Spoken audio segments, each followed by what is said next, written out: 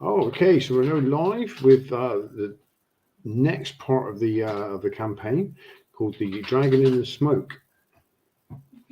The smoke, I suppose, because it's set in London, old London town, with our quartet of I don't know what's the best way to describe you for Anarchists. Communists. Anarchist, I like that. Trapped We're an against their will. commune. Commune. So We're the world's most unlikely barbershop quartet. As we left last week, Mr. Chamberlain was just handed a note to ask him to go and visit a Mrs. Doyle in Kensington. Yes, and I was He paid a street urchin a rather lot of money.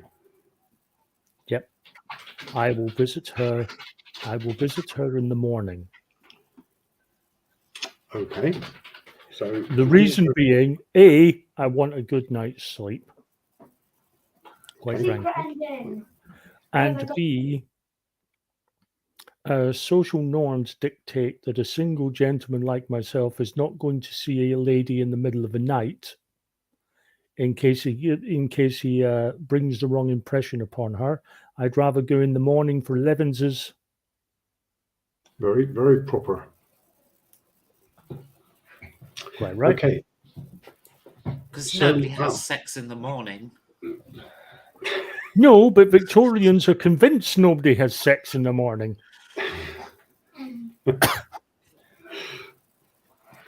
Okay, so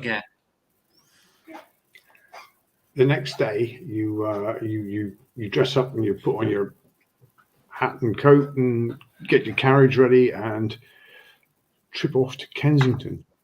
Yes. Okay, so you reach the actual appointed house. It's quite a nice house, actually. It's very well kept, beautiful home in Kensington.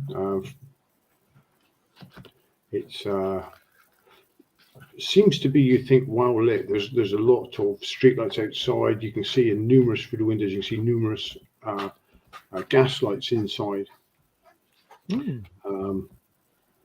You notice as you step down from your carriage, there's a set of 3 beautifully carved marble steps leading to the entrance door. And on this polished oak wood door, there's a beautifully carved obsidian dragon door knocker. On your knocking on the door, there's a short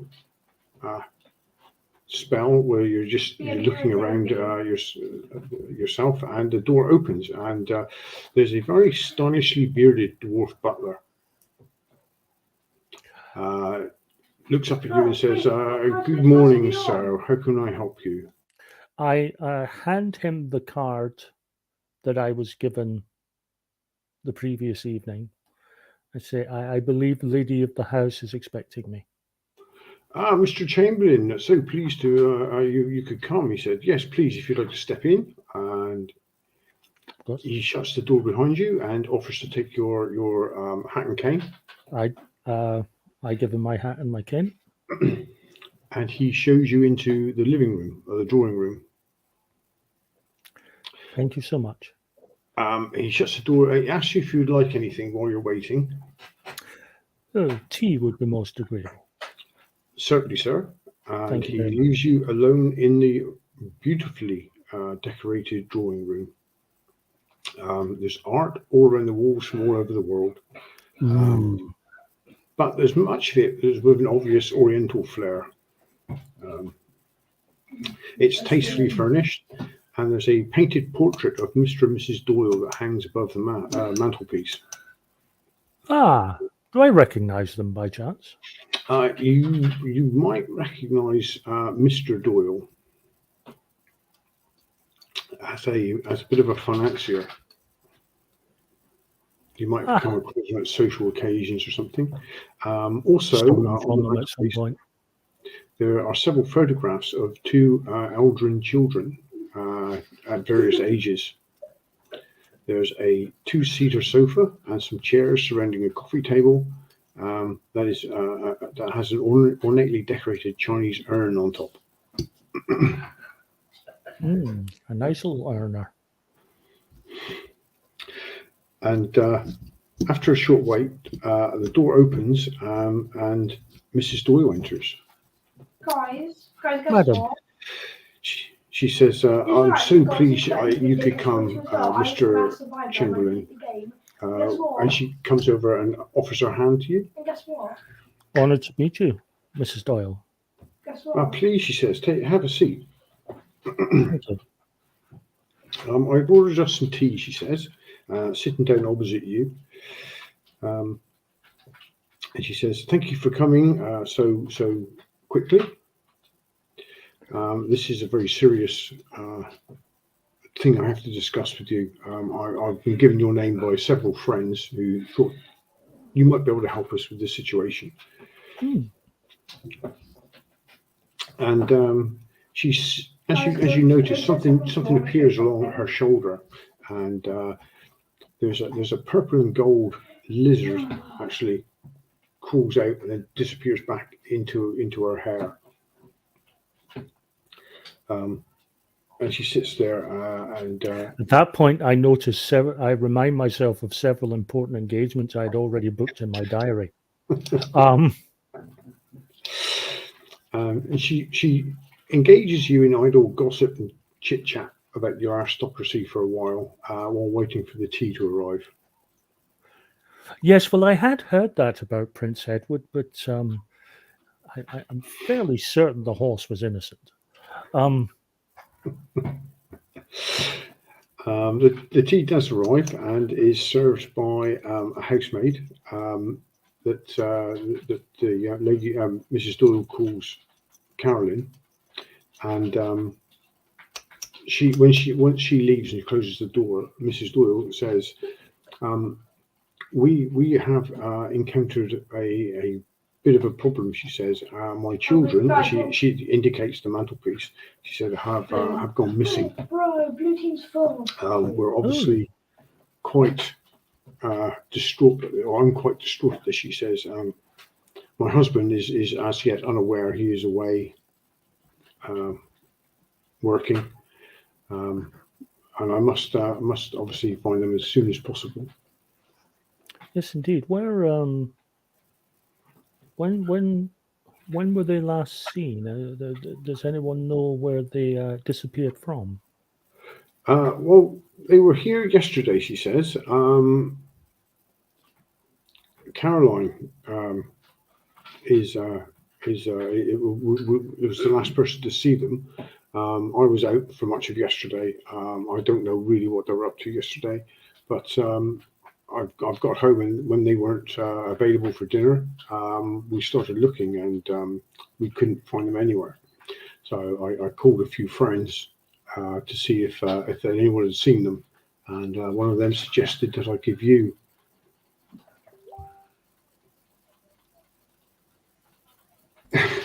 You okay, Jayson? That was very surreal, because Becky came in here when she's there, and I had no idea she'd actually frozen. And then I was like, "Oh yeah, you have frozen." Yes, I hadn't realised. Pay attention to the plot. Don't blame That's me. what I thought. So. I thought she was bored. There she is. Welcome back. Yes, welcome back. Yes, she said, but when they didn't come for tea, and we started ringing around, and I was given your name as someone who could help as a dynamic man around the city. You flatter me. I suppose I could make small inquiries. I must ask a delicate question, given that I was asked to come and see you. Usually the reason that I am asked is because the person who has lost track of time has found themselves in, shall we say, some sort of den of iniquity. One must delicately ask this question: does your son or daughter have any vice that you are aware of? Something that might be exploited?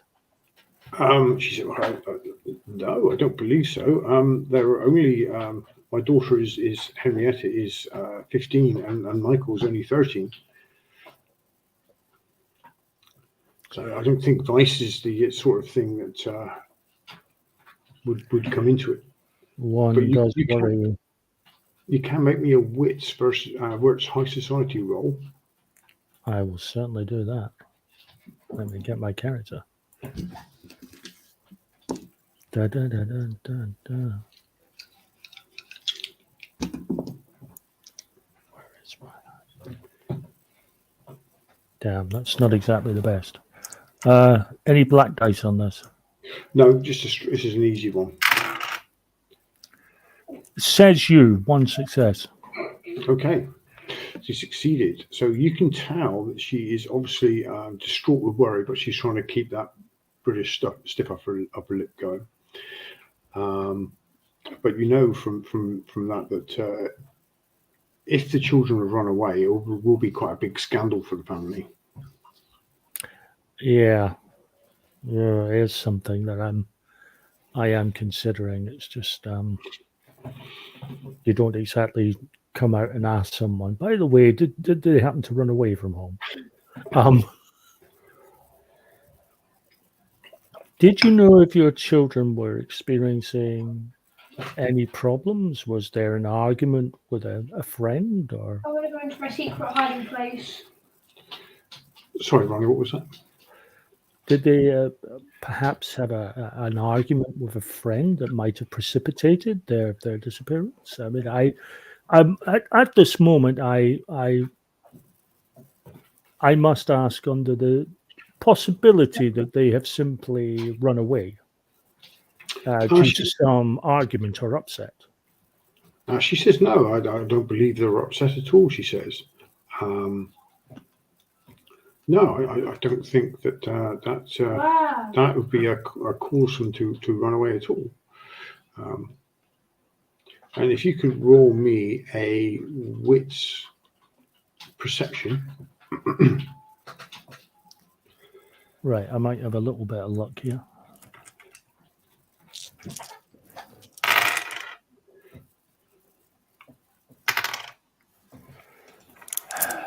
One success. Okay, you're struck by how little she knows about her children's actions and daily lives. She doesn't seem to have any idea about where they were yesterday, what they were doing. Yeah, speaking to that butler is going to be first on the agenda. Yeah. Speaking to that butler is going to be first. Possibly to some of the other staff as well. She says, could you possibly help? She says, I mean, we'd be willing to pay a reward. But we can discuss terms of remuneration afterwards. Obviously, you're genuinely upset. You mentioned that your servant was possibly the last to see them. Yes, Caroline. She looks after the children for most of the time. She says. I would like to speak to her, get a better idea of what was happening in the run up to their leaving the house. Certainly. I can arrange for you to talk to the servants. Do we know? Is Caroline here in the house at the moment? She just served the tea. Yes, she is. Yes. Would you like me to call her in? Should I stay? I would very much like you to call her in. However, I think under the circumstances, it may be best if I speak to her alone. Governesses in my in my opinion, tend to know certain things that the children would not want their parents to know. I'd like to keep. I'm a 94. That's understandable, she says.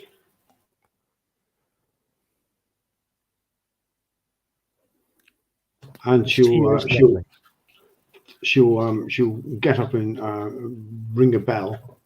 And when the butler comes back in, she says, "Oh, Straub, will you please get Caroline for me, please? I want to see her in here as soon as possible." And he says, "Very well, madam," and he disappears. In a little bit, Caroline turns up, and Mrs. Doyle says to her, "This gentleman is Mr. Chamberlain. He is going to ask you a few questions about the children. I know you will answer them as well as you can." And she'll leave.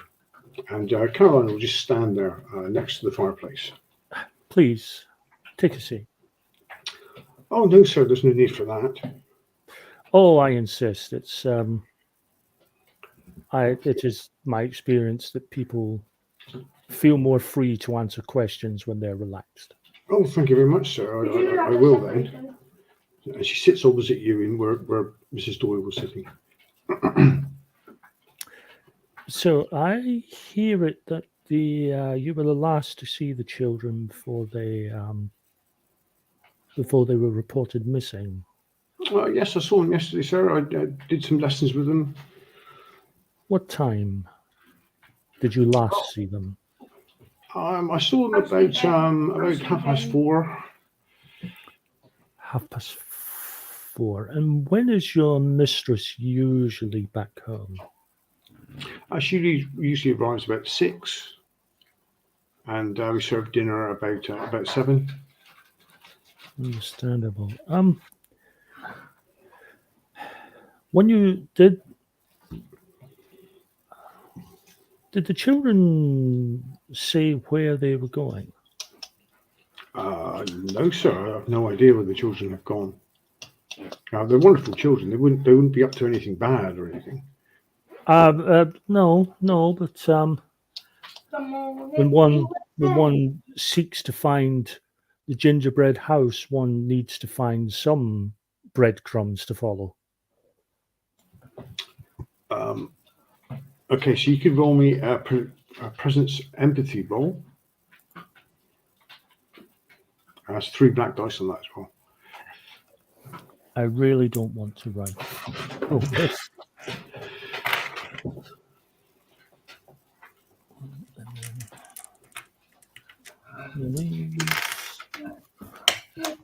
Balls. No success. No successes. Okay. Then you look at her and you're just not getting much from her. But yeah, she's answered all your questions, but pretty quickly. She's not thinking about it. She's just answering straight away as soon as you ask a question. Possibly rehearsed, which doesn't exactly help. You, I guess, would have a better knowledge of their friends, who they are. Yes, a few. Family friends mostly. It would be very helpful to me if you could write down their names and addresses.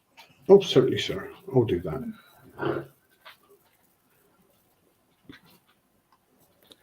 Have they? I asked this of your mistress, but I feel you're in a much better position to answer for me. Were they experiencing any distress? Was there any upset with any family or friends? Oh, no, sir, nothing like that. No? What about the family in general? Well, I mean, there's I don't like to speak ill of any of the family, she says, but there's Robert Doyle. He's the second cousin. He seems a bit bohemian. Has he been to the house recently? He's in and about, yes. Exactly when was he last in and about? Yesterday morning, I believe. Yesterday morning. Okay. Okay.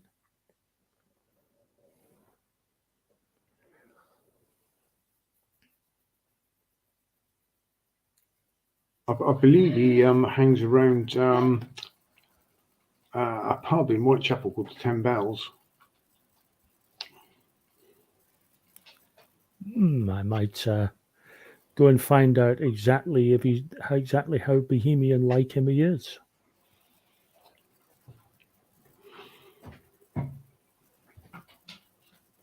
I note it down.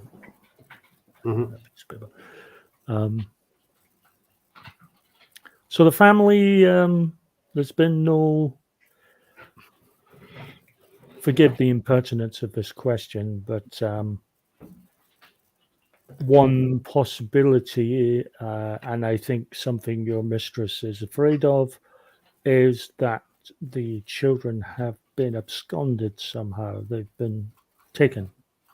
Oh, taken? But who would do such a thing? Why would they do such a thing? Well, I would like to ask you if the family have received any threats, if there's been any sort of discord between your mistress or even the father, if there's been any business dealings that have gone awry. Not to my knowledge, sir, no. If there has been such a thing, they've not told me.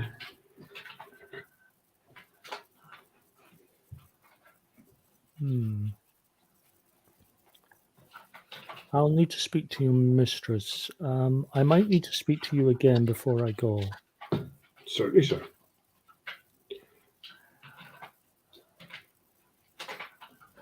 I go to find the lady of the house. She'd be sitting in another room sewing. Madam, I am quite prepared to take on your case. However, to help in my investigation, I would like to examine the rooms of the children, please. Oh, certainly, yes, that's not a problem. I can take you up now. And she'll take you up to the children's rooms. Yep. Yeah, as you go into Henrietta's first.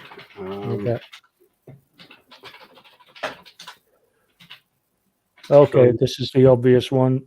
Letters, diary. I'm looking for something that might give a hint as to where, if this has been a plan of theirs to run. Okay. Obviously, if she has a diary, she may have taken it with her, but on the off chance that she's left it and there is something there, I want to find a letter or a diary. Okay, so you don't find any letters or diaries, anything about leaving anyway. No. If I do find a diary or anything, we'll take it anyway. Okay. For no other reason, then it might throw up something that I might be used to enumerate myself later on. Search the son's bedroom same way. Looking for correspondence, anything. Similarly, there's nothing, no correspondence about leaving house or leaving home or anything. Your maid, the governess, mentioned a relative. She was quite young when she came to us first. She says she came to the family's doorstep about 6 years ago. So then she was taken in and became the child's nanny. But she's performed her duties fairly well. No, the maid mentioned an uncle. Oh yes, Robert Doyle. Yes. She mentioned that he was somewhat flighty, bohemian, I believe was her term. He has a certain reputation, yes. And that reputation would be? Well, he's a bit wild, maybe you could say. Yes, he's a bit wild, a bit bohemian. He likes to portray himself as being dangerous. Hmm. Yes. What was that? Bells. Somewhere he likes to hang. Oh, the 10 Bells. The 10 Bells. That's the place. Is that where he lives, or do you have a? No, he has an apartment in town. You have an address? I certainly do. I'll write it down for you. Thank you.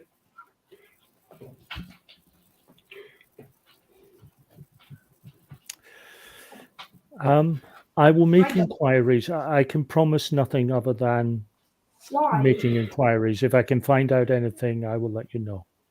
As I say, she says, we are willing to pay a reward. Do you think you can undertake this yourself?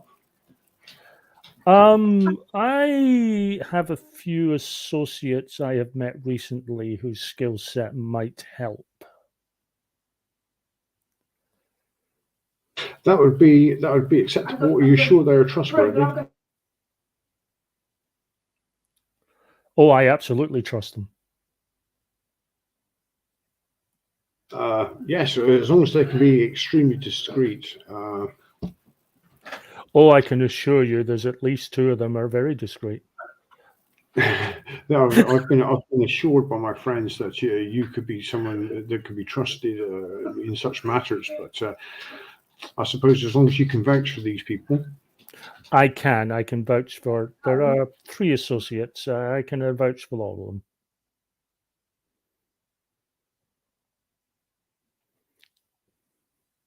Yeah, you're not allowed to shoot the children.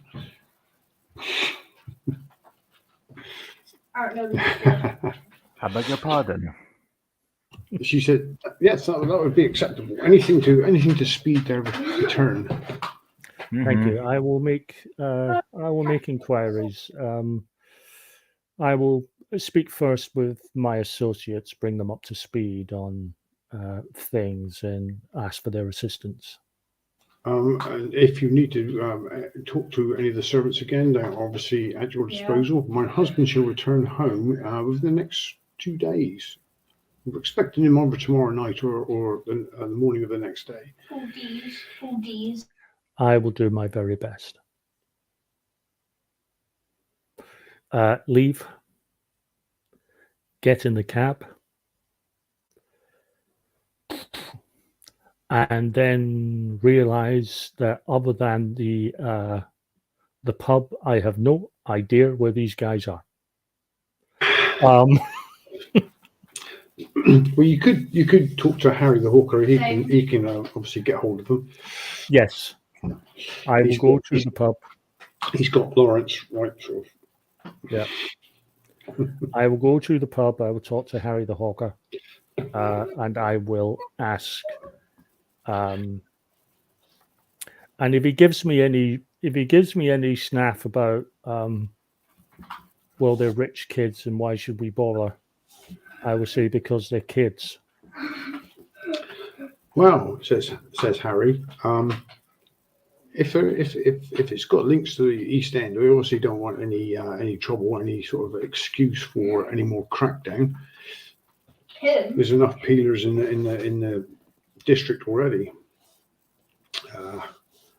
Anything we don't want to bring the Whitechapel or surrounding areas into disrepute any more than it already is. So yeah, I can let you know their addresses, but maybe the club will take a cut of your finder's fee. Yes. Just get me in touch with my recent associates. I found their help invaluable. And he'll give you the addresses of all 3. Thank you. Right.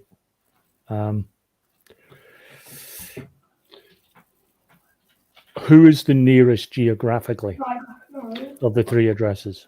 It's probably going to be Lawrence or Archibald, yeah. I will literally go from one to the other to the other. Ooh.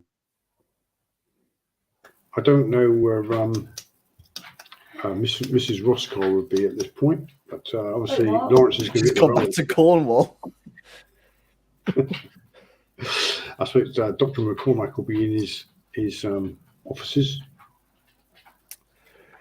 Mrs.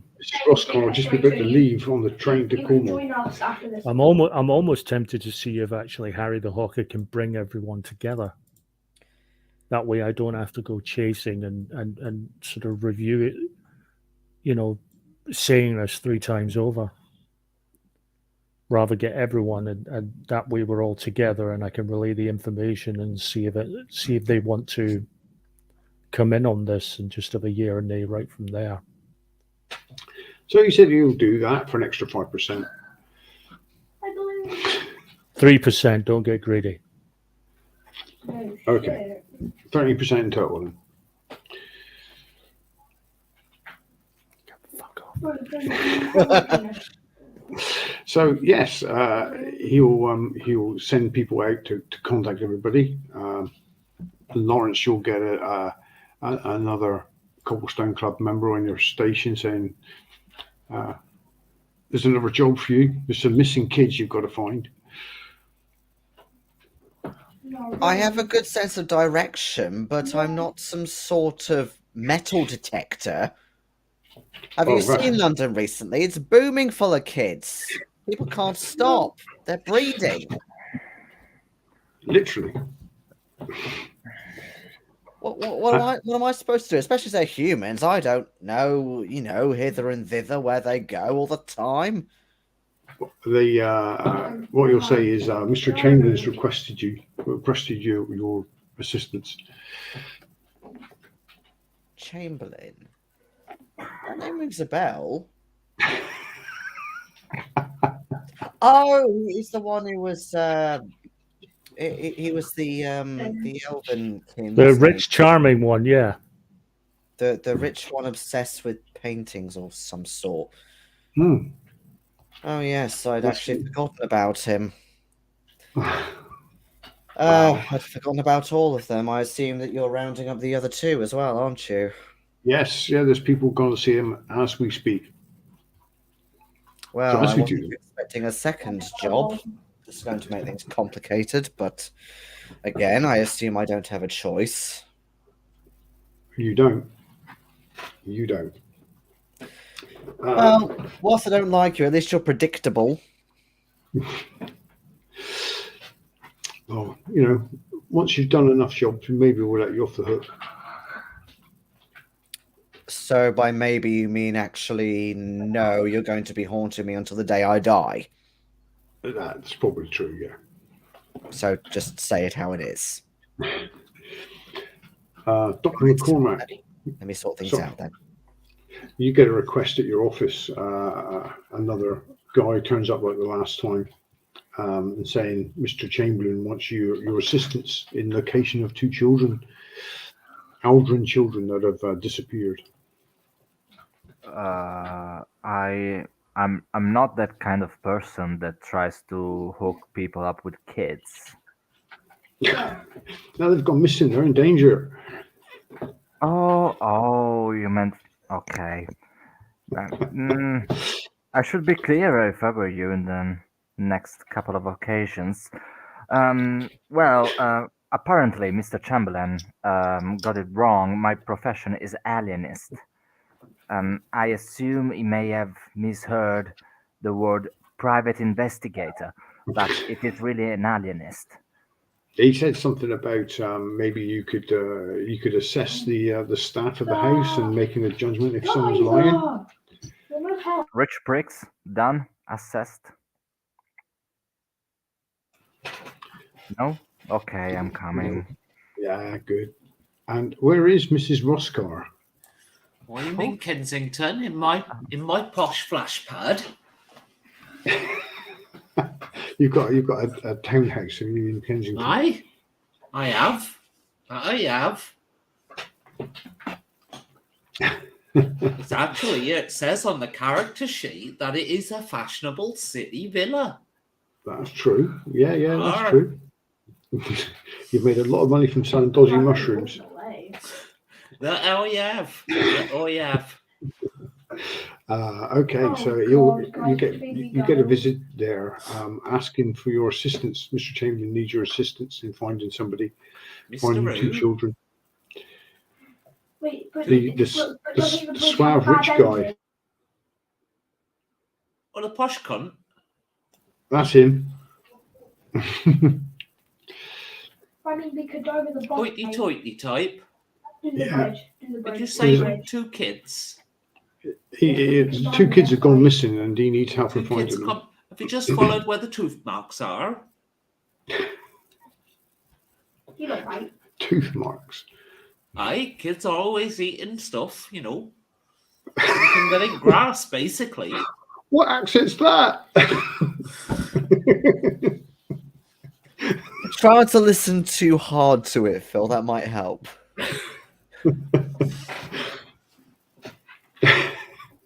I mean, what, they chew off the rope or something? They weren't tied up. Well, they might be now, mind, I haven't said that. Well, how do you expect to keep a couple of kids? You're not going to tie them up. I don't know how they do it in Cornwall, but we tend to do that up here in London. Well, of course, they're going to go wandering, aren't they?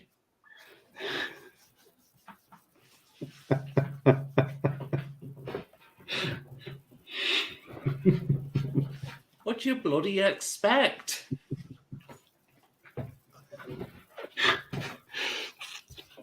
Yes, well, the point is they've gone, and he needs your help. Have you checked the farmer's market? No, not yet. We thought you could do that with your contacts. Well, I could, but I don't see us like. I mean, honestly, for what I charge, you could just buy a couple more goats.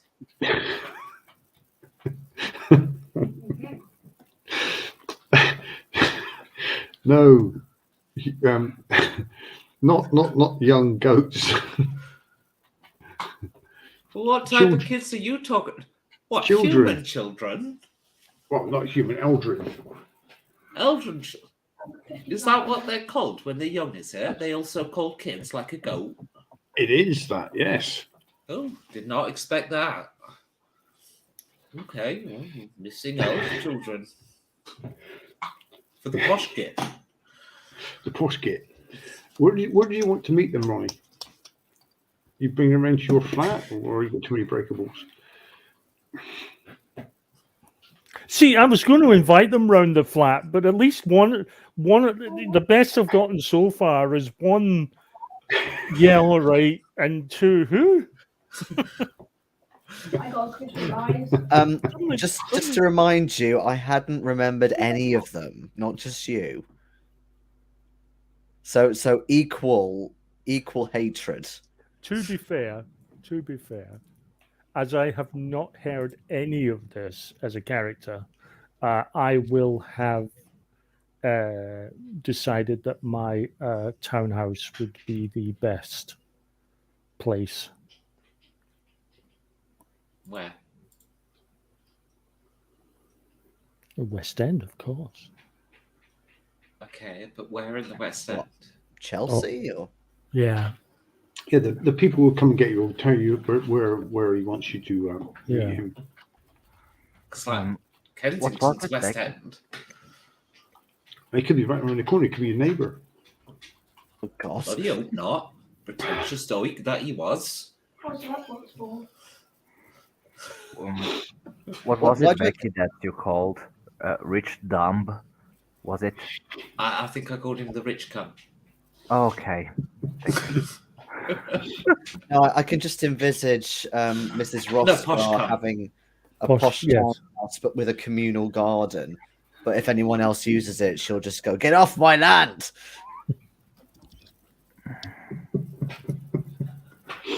Well, you have to understand that my faux commune farm is out of town. Yeah, it's out in Cornwall. In town, that's very much private property. Yeah. Very, very much NIMBY. Get off my land. Okay, so you're going to meet at Mr. Chamberlain's West End apartment. Ah, friends. Ooh, Soho. How very droll. Yeah. Well, I do like the racy type of town. Come on in.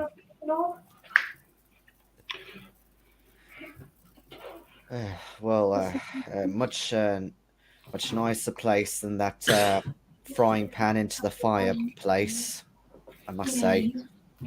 Very, very proper here. Yes. So now you're there, Mr. Chamberlain will fill you in on his interviews at the house. Yep. I bring them up. I bring them up to speed. And what are your general impressions?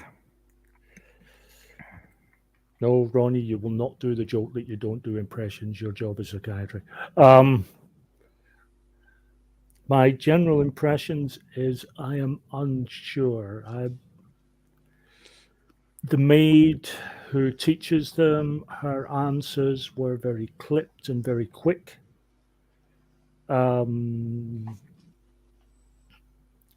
couldn't ascertain any motive from her, but her answers were just so immediate, as if they'd been rehearsed in advance, perhaps. Mm-hmm. Could be that she's honest. It could be entirely that. The mother, I think the maid knows more about the children than the mother does. That's not That's surprising. normal. Few posh types. Yes, thank you for that sweeping generalization. Sorry, it's actually a thing. Yes, I know. For definitely, and certainly at that point. What would you recommend then? We have no lines of inquiry. We have. You think that these people are rich pricks, that they know more than let you in with the details, and yet you called us? What do you expect us to do? Well, Do basically presumably what he you wants couldn't. me for my innate sense of direction if they've gone missing. Although I did tell this colleague of Harry's that I'm not some metal detector. I can't detect children in the near vicinity. I just know where they might have gone. Thank God you could not. Otherwise, I should have called the law enforcement.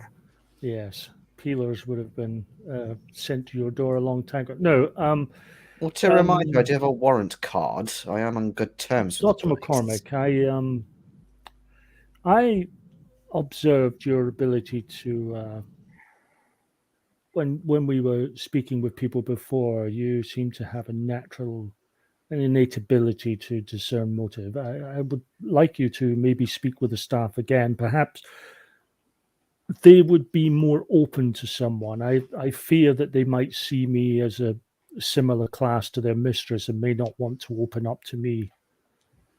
Oh, okay. So basically, what I'm getting from your discourse here is that the ugly beast folk can talk to them, so that they would not be He's under saying he's too good to subjection. talk to him. Wants Sorry? someone like you. He's saying he's too good to talk to him, and he wants someone like you to do it. Thank you, Mrs. Roscar. All right. Well, thank you very much. Slightly racist, but I'll try and do my best to assist Don't shoot you. the I don't- messenger.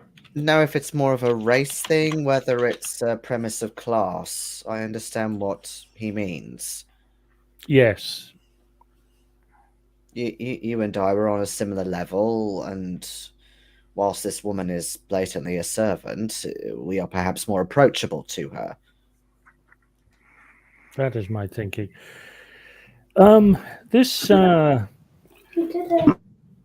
this uncle is one possible line of inquiry that needs to be investigated.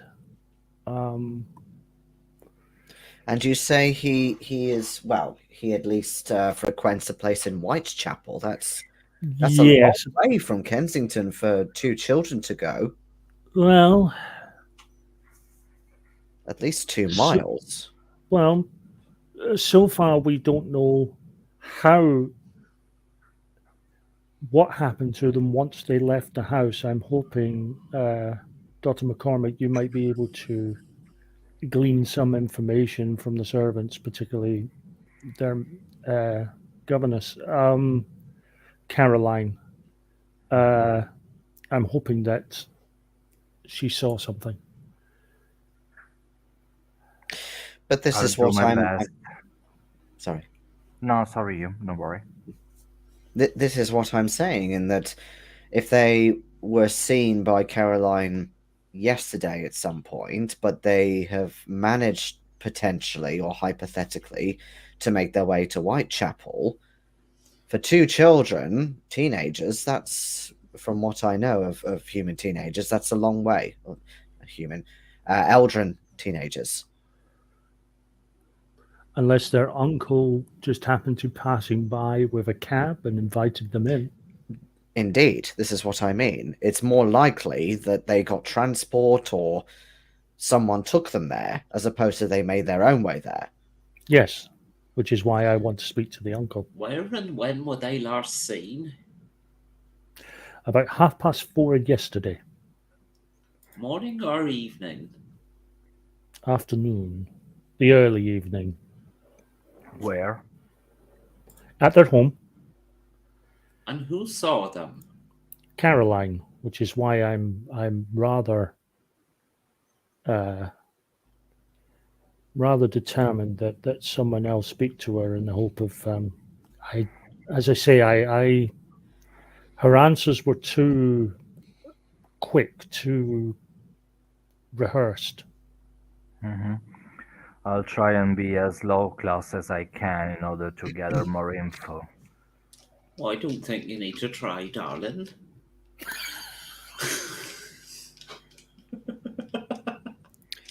Sorry, it was This my is what we glasses like. weren't fitting properly on my nose. This is what we like. Teamwork. I have two potential notions about that, in that either she is maybe saying things very quick and very clipped to not worry or anger her mistress, or perhaps this has happened more than once. Either of those things could be equally valid as possibilities, which is why Mr. MacCormick needs to Yeah, either that do his or best to she has. ascertain which. She may have also have something to do with the disappearing. Yes, that is a Maybe distinct involved. possibility. That's Or true. that she knows who does, or that she may know who does. Yes, the latter, maybe. So what are you going to do? Are you going to split up and do 2 things at once, or are you going to get one of the others together? I'm going to write a small letter, almost like an introductory letter, to give to Dr. MacCormick, just to explain that he is there. I've sent him there This one. with regards to the matter that we spoke about earlier in the day. Mm-hmm. That way, I don't have to go with you to introduce you to the household. All right, am I going alone? I mean, you don't. Looks like you it. don't have to. I assumed that I would be a little bit too insufferable to come with you, but it's entirely your choice. Yeah, I don't care. I don't like where this is going, but I might as well go alone if nobody is. I'd rather someone go with you. I can go. Game I found. Where am I going? Back home to Kensington. Back home to Kensington. Oh, that sounds Familiar delightful. ground. Meanwhile, I'll go on. Mr. Clarkson and I will head to the home of this Robert Doyle. Well, you never finalized that it was his actual home, or if it was just his watering. No, I got the address because I asked the. Oh, You right, get- I see. I misunderstood. So he does Yeah, I actually got- live in the pub, like up the. No, he's got an address away from the pub. Yeah, The pub's yeah. just his, the pub's But just his presumably local. close by, yeah. Yeah. Okay. The pub's his local. Yeah. Well, Okay, so you part on your separate missions. So Mrs. Roscar and Dr. MacCormick, you travel back to for Becky's character back to Kensington, and you come across the same very nice house that Mr. Chamberlain came across earlier in the day, and when you walk up these polished marble steps to the lovely oak door with the not alabaster, was it? The dragon door knocker. And again, a little dwarf butler opens the door and... Not as nice as mine. I have a nice statue of a bushel there. And he opens it up and says, "Sir, madam, how can I help you?" Hello. Hello, good morning. My name is Dr. MacCormick, and here is my lovely acquaintance, Mrs. Roscar. We've been sent here, and I hand over the letter by Mr. Chamberlain in order to ask a little more questions to Governess Caroline. So you know Mr. Chamberlain. Please, if you would come in, please. May I take your hats and coats? Yes, I let Mrs. Roscar in first. Of course you And do. then It's the right thing to do. And I take off my coat, and you're muted, Phil. May I take your shotgun, madam? I would have left that in the magnet, to be honest. I wouldn't walk into a house carrying a shotgun. Hi. Hanging on your shoulders. My aesthetic's not complete without it. No, I wouldn't be walking into a fancy Yeah, house sorry. carrying a shotgun going, "Oi, give us all your bloody gold," you know. He takes your hats and coats and shows you again is the drawing room, which is very well appointed, with a very oriental theme to it. And Mrs. Doyle turns up. Let me see. Mrs. Doyle turns up, and let's just. Oh, that's the other one. That's right. No, because you haven't upgraded your stand yet. Went for a Roman theme myself. Statues have their cocks out. They're small nonetheless. Sorry? So she enters They're the room. small nonetheless. She No, enters, nothing to compare it to. she enters the room, and again, as she'd be seated, she says, "I understand." She has your letter, Mr. Chambers' letter in her hand. "I understand your acquaintances of Mr. Chamberlain." Yes, And indeed. looking at that, she said, "She sent you here to question the staff." Yes, indeed. Oh, I can certainly arrange that. If you would like to wait here, I will have them sent in one by one. Is there anyone you particularly want to talk to? I think we'll go through them all, actually. Yes, of course. But the sooner we speak to the governess, the better it is, actually. I'll get Caroline to come in straight away. Would you like any refreshments? Maybe a cup of tea. No milk, please. Certainly, I can arrange that for you. Could I have a milk and no tea, please?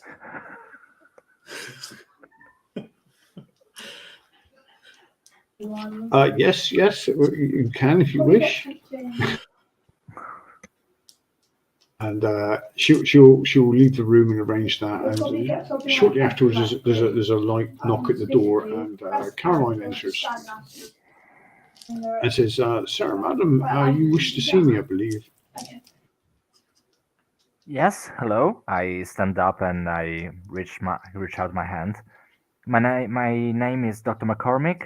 She is Mrs. Roscar. We are two acquaintances of Mr. Chamberlain, who you spoke to this morning, I believe. Oh yes, I remember the gentleman. Yeah, would you mind sitting here with us on the sofa just a little bit, please? No, certainly. What room is it? Oh,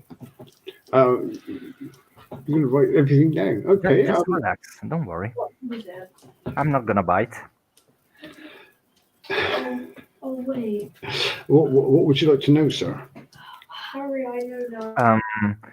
You see, Mr. Chamberlain actually caught up to speed with what happened with the two runaways, the two little escapists. But I don't believe they would have run away, sir. I don't believe they would have run away. What They're- do they're you not. believe, Nice then, children. if I may ask? Sorry, what was that, Becky? What do you believe, then, if I may ask?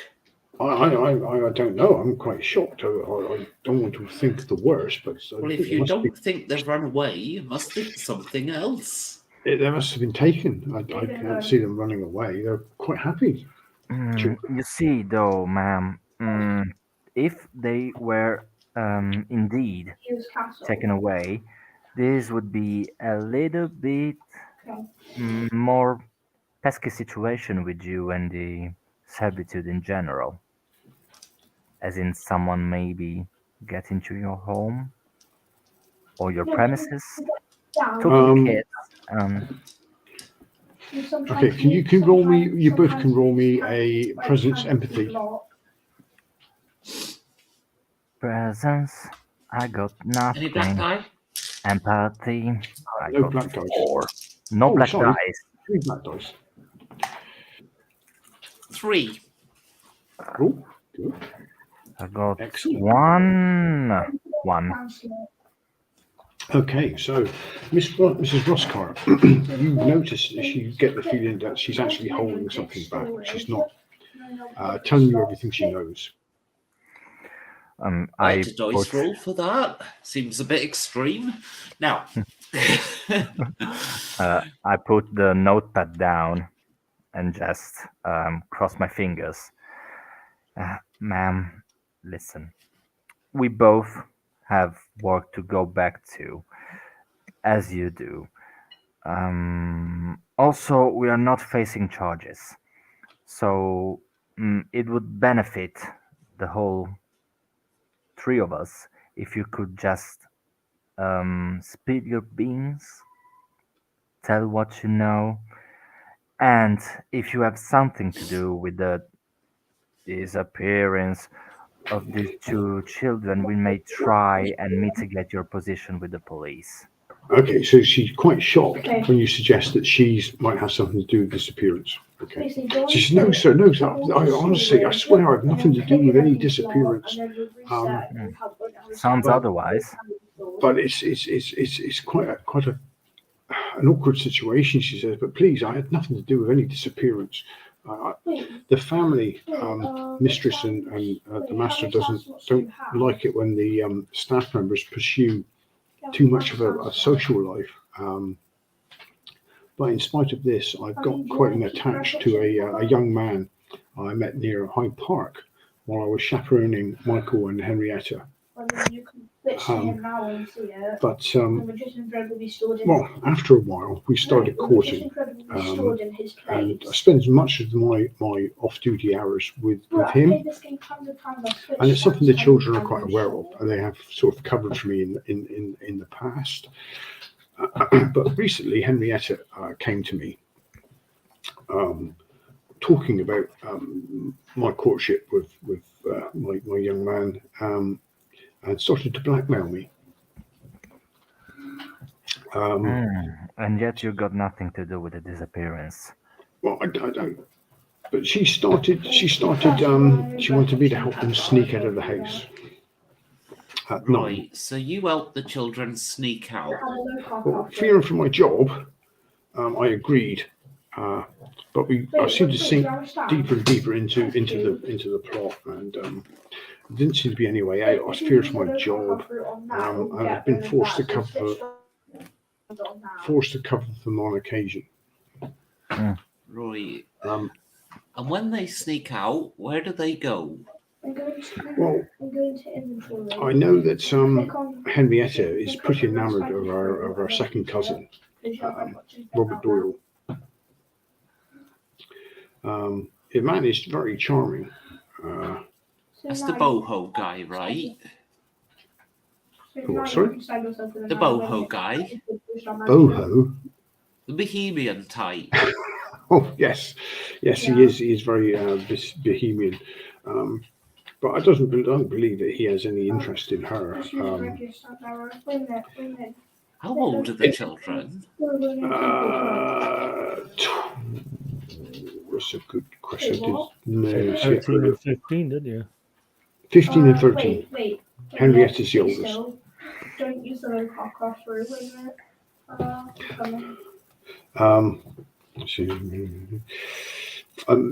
In any event, Mr. Doyle would certainly disapprove of any sort of thing between Henrietta and Robert Doyle.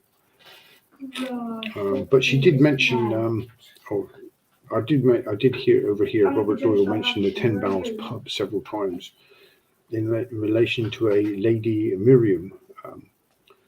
Someone Robert often talks of in very flattering terms. Right, but why is it you're pointing the finger towards this boho guy when actually you've got nothing at all to suggest that he'd be involved? I'm curious as to why you think of him. Well, I mean, he popped in on the morning of the yesterday morning when they disappeared. He spoke to them privately, and nothing else happened during the day to make them disappear.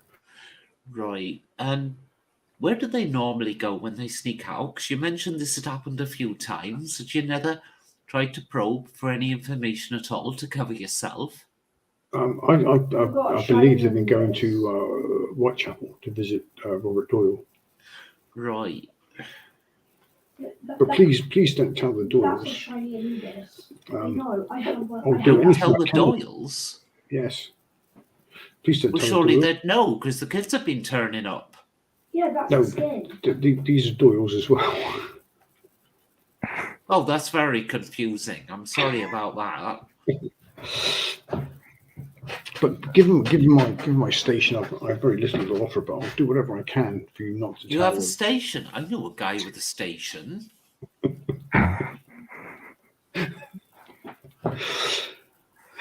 That really isn't up to us, though, Mrs. Caroline. That really gets down to the point where it really depends on where the kids are. What happened to them? Like I say, I have no idea what they actually did. I That's know, the point. They left the house unsupervised, and you let them. I didn't. We let them. won't I be was towing. We blackmailed. won't be sending anything to the doors just now, but we might come to a point where it is necessary nonetheless. Harry, Thank you very much for your time. Thank Don't you, worry, sir. I'll be the good cop. If you ever get yourself short of a job, you can come live on my commune. That's very kind of you, madam. Oh, it's fine. Makes good business sense for me. I get free labour. Oh, I said that out loud.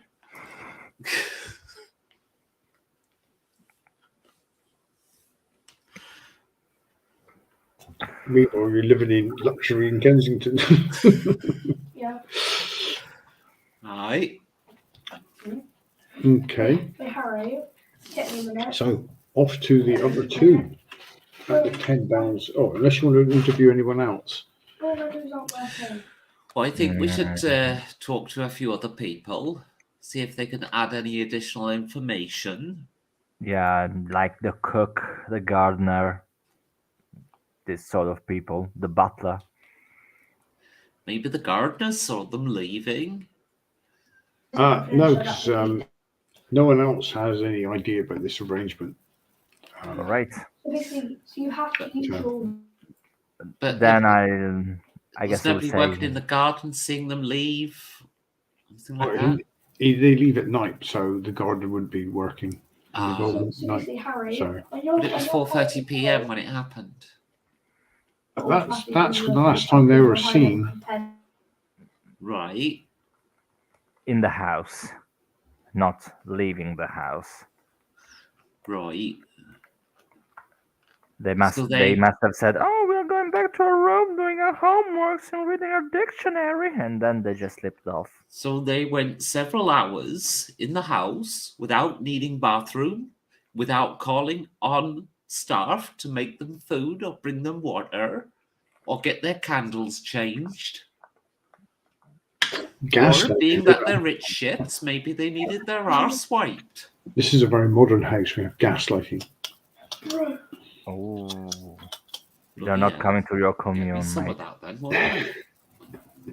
They got gaslight. They are not coming to your commune. I can't keep up with all this newfangled stuff. Every time you think you've got it all, something else gets invented. Pace of the world today. Well, that's just a character. Okay, that's so just we'll someone flip who's over playing. to the 10 bells, but should we want to take a break first? Yes, Oh, please. Okay. A little break? Thank you very much. See you in 5. Understand if he's using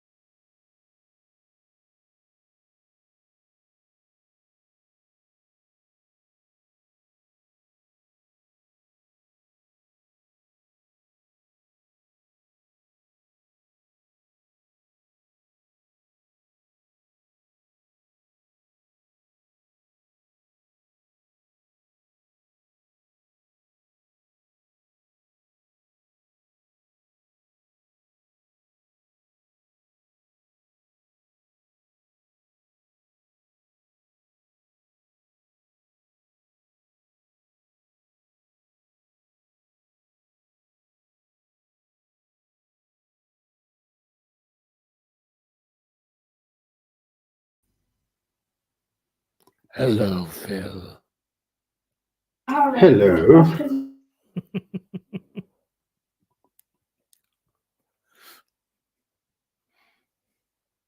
I did that one time when Jayson was running. Sitting there himself, and I just put on the microphone and went, "Hello, Jayson." Really scared the shit out of him. Because you don't really notice. I mean, you don't really notice. We've seen it so many times. You don't really notice the mic coming off and on. No.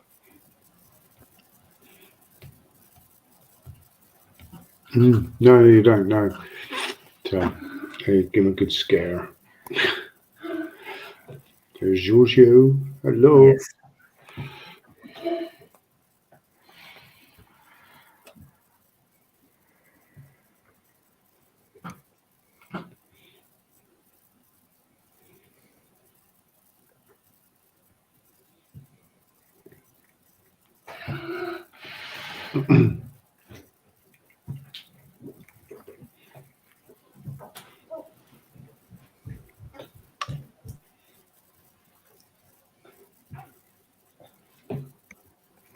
Hello, Becky.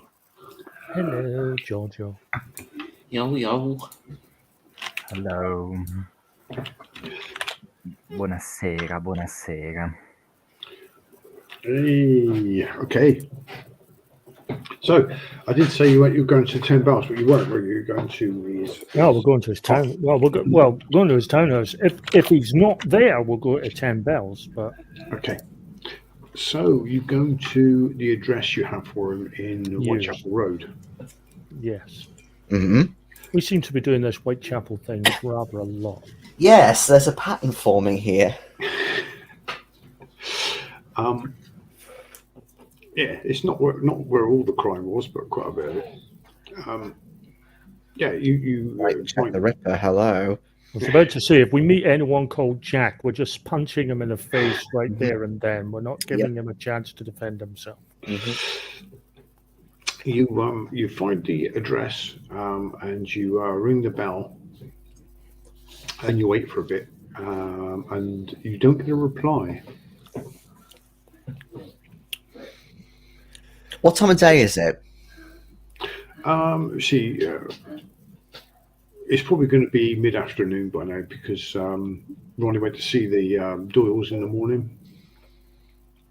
He's probably gone to the 10 bells, Mr. Chamberlain. Yes, it probably has. I do seem to have misplaced. I get out my lockpicks. Okay. You haven't got a search warrant, have you? And if I were the police, that would be an issue. I have a warrant card. And I have a library card, your point. My point is, it doesn't matter that you're some fancy-ass Eldrin person. You can't just break into somebody's house. I'm not breaking in. Well, then Breaking it- lock-picking in, whatever you want to call it. I am merely ensuring that the door is securely locked. And if not, I will have to, as a concerned citizen, ensure that the contents inside are safe. So if you're going to pick the lock, it's Wits lock picks Uh-huh. or pick locks. Something I can actually flip and do. You putting any dice on this? 3 black dice because you're in the street doing this. We're not in the street, but obviously And I'm not attempting to conceal you. not being an accessory. Nope. That'll be 2 successes. Okay, it takes a bit of fiddling, but after a longer than you would have liked, you hear a click. See? Now, as a concerned citizen, the fact that this door is wide open should be a cause of concern. I think as concerned citizens, particularly with you with your warrant card, we need to investigate. Thank you very much for reminding me of my legal requirements. Fortunately, Saunter in. curiosity is perking desire to go in anyway. But just go on in and do what you need to do. I did roll. Well, you have to go in with me. You've got the warrant card. Yes, exactly. Come on in then. Okay, so you go into the hall, and there's a tiled floor and carpeted stairs going up at the end. Doors running off off the hall to one side. The walls are painted. The bottom it's got like a data rail with paneling below, painted quite a heavy dark color, and very patterned wallpaper above. In sort of what's that, William Morris type of floral patterns everywhere. There's quite large potted plants in the hall. Pictures are quite risque pictures hang along the hall. Oh dear.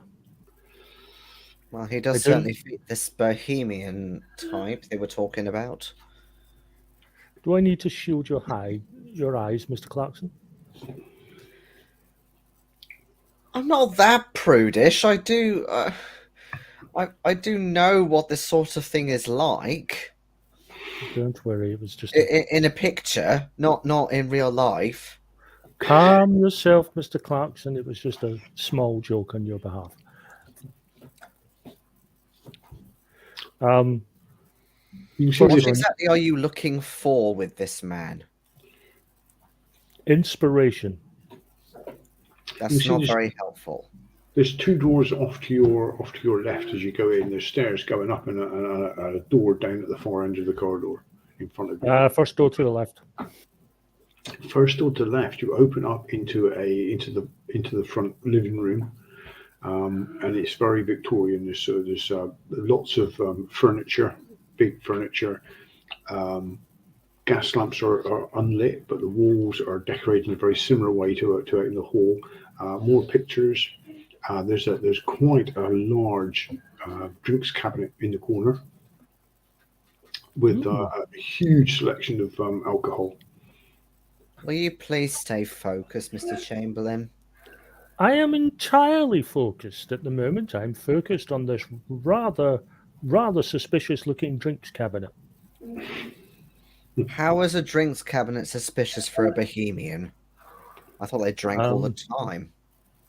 Because there appears to be at least 3 of these bottles that aren't in any way empty yet. I think we should help him. I'm not doing such a thing at all. Oh, fiddlesticks! And if you look at the labels on the bottles, a lot of the stuff is like European, French, Italian, Spanish bottles of spirits, stuff that's not widely available in UK. I tell you what, he likes his rare vintages, doesn't he? Right, into the next room. This is more of a dining room. There's a large table in it. There are some bookcases in here with a wide selection of books on the bookshelves. Any of note?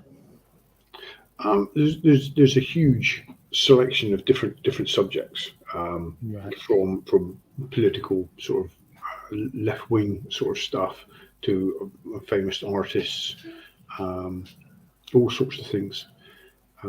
Eustace Claptrap, really. Even there's a book by Aleister Crowley and all sorts of different bits and pieces. To be fair, he was a misogynist. Aleister Crowley, indeed. Ooh.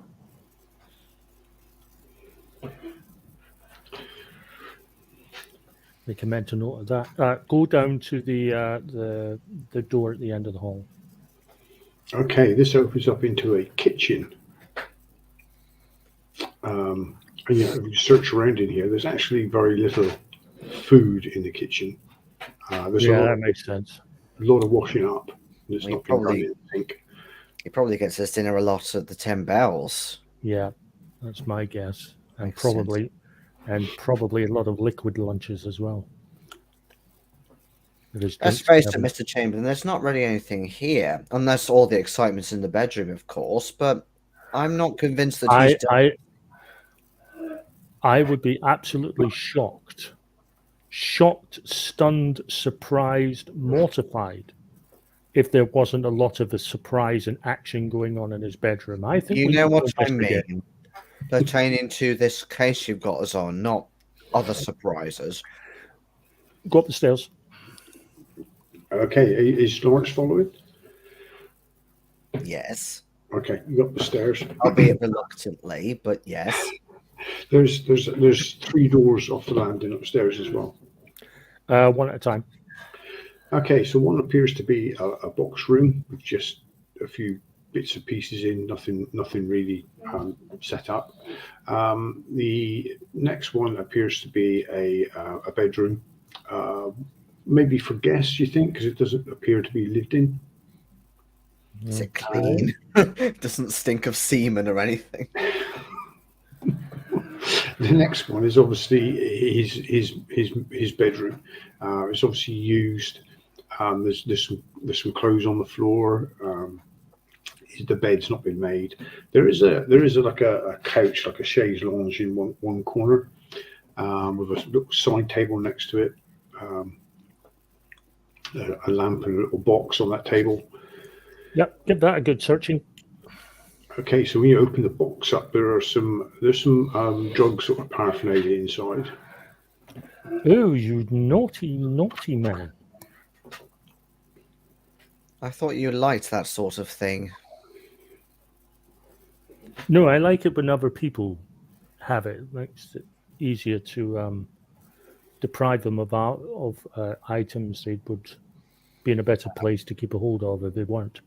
Whilst, as you are my witness, I'm writing this down, I still don't see this as an assumption to frame him for the disappearance of these 2 children. Frightening. Look, I'm not interested in framing him. But let us assume for a moment, let us follow a particular train of thought, a possible scenario, if you will, that the children were abducted by their uncle, that the children were being held here at his house.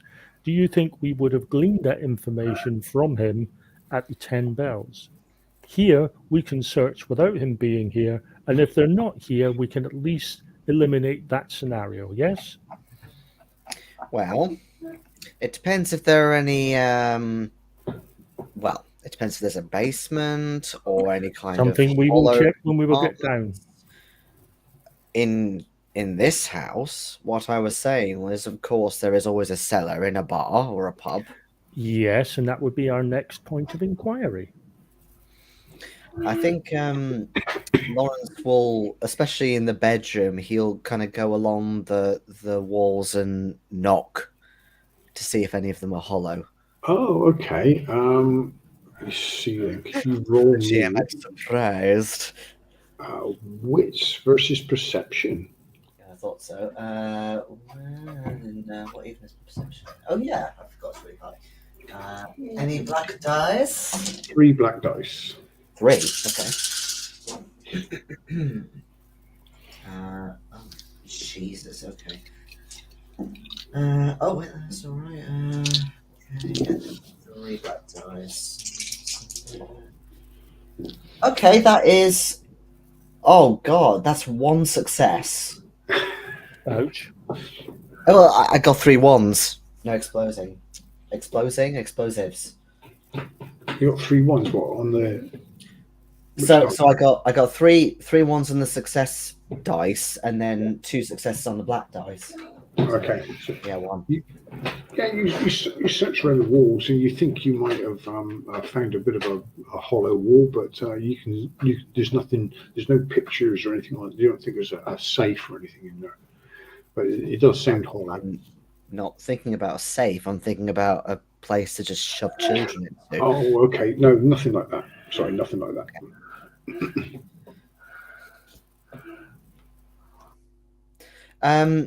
I might, in my very kind of piercing, nasally voice, I might just go, "Are there any children in here that want to make themselves known?"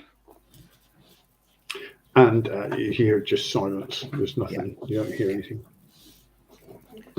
As I expected. Lollipops and all free today. No, we're trying to save them, not capture them in a very creepy manner. Yeah. So no, there's nothing there. Yeah, I'm checking all his paperwork to see whether he's got anything that might shine a light on him. How he's Okay. earning his money, if nothing else. I mean, if he's got to be paying for all this stuff somehow.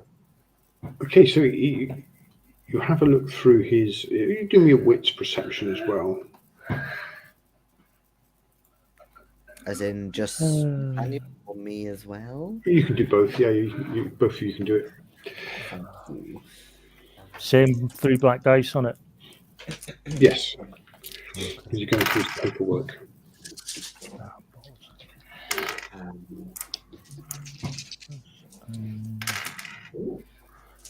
One success. Okay. Hold on, wait.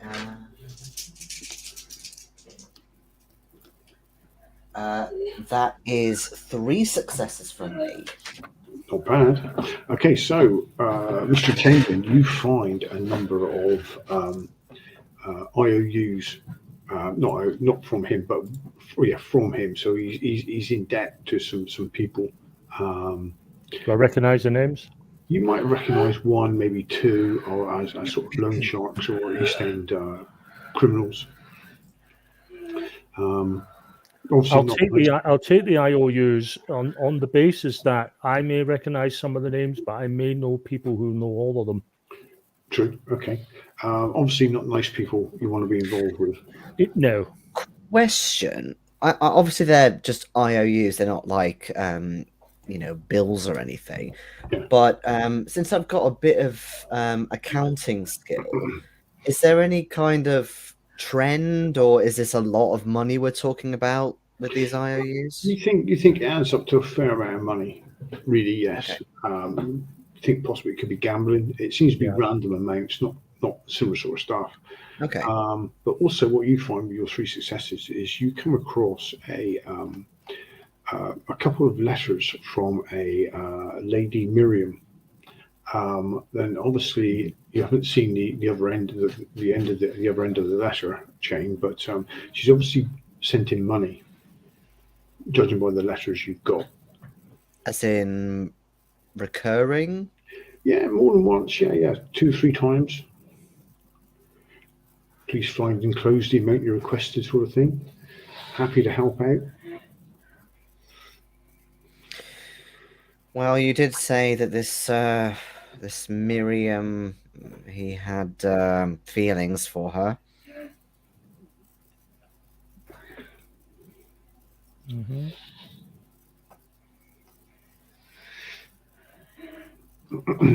Does it feel like? Well. Does it feel like just a couple of, goodwill gestures, or is this something maybe more? It could easily be more. Yeah, I mean, is he maybe a gigolo to this lady Miriam, or does she? Is it hush money? That's what I'm thinking. The polite way of saying I've got dirt on you, please. And the letters are addressed to an out of town address as well. One will even say, "You're sort of like, I'll see you on my return to London." That was my next question, actually. What the address was. With us. So, as in like abroad, sort of. Yeah, she is abroad. Yeah. Also, you find some scraps of paper with handwritten poems on it. So quality, not stunning, but as in he's written them or she's written them. You think it's definitely not her, because it's a different hand to the letters. Okay.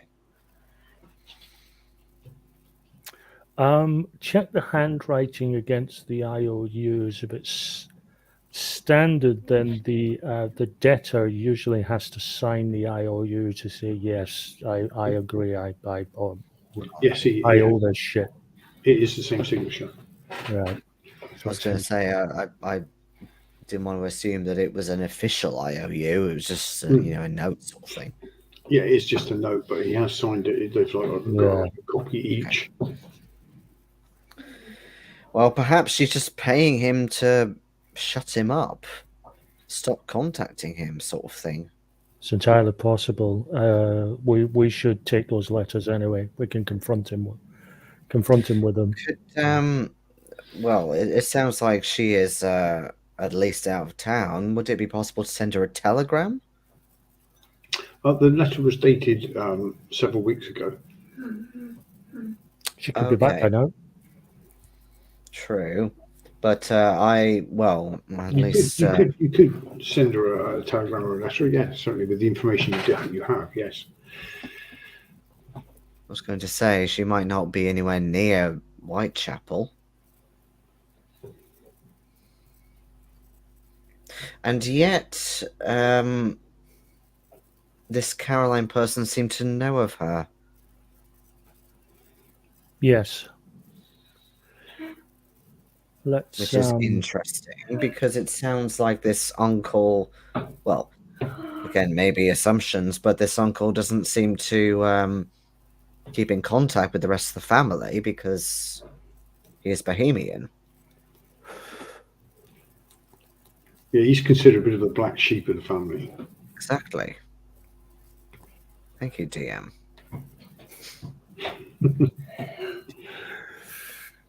Right, so we're taking the IOUs, we're taking those letters.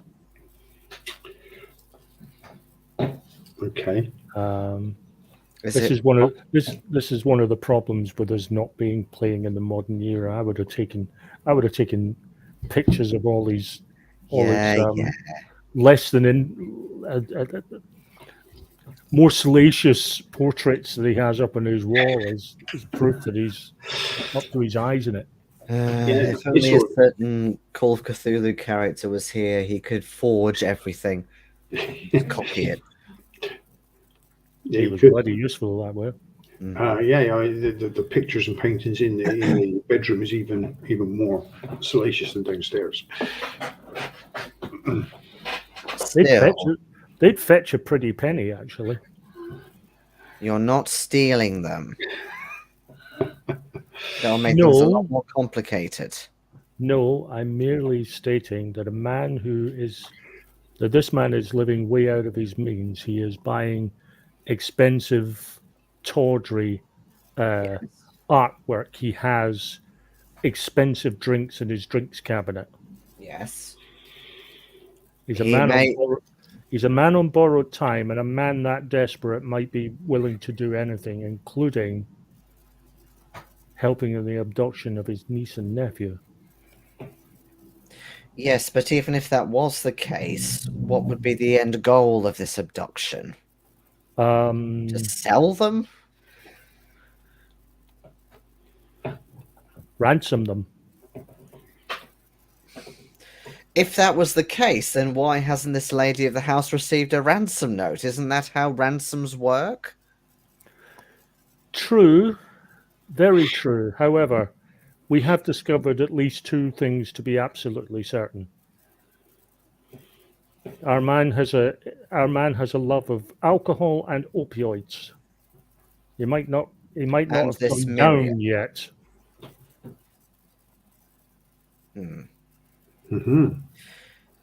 I am still intrigued by the fact that this Caroline knows of this Miriam. Something we should confront her with, but I think 10 bells should be our next stop. Oh yes, absolutely. I'm just wondering if perhaps this Caroline and Miriam were in cahoots and have framed or tried to frame Robert instead for their doings. Now there's an interesting thought. We'll mark that in the possible column. Shall we leave? I literally have a column in my notebook for them that I write them in. Shall we leave before actual thieves Yes, try to yes, come in here? please. That would be wonderful. Okay. Thank you. Yes. So is the team going to meet up back at the 10 Bells now?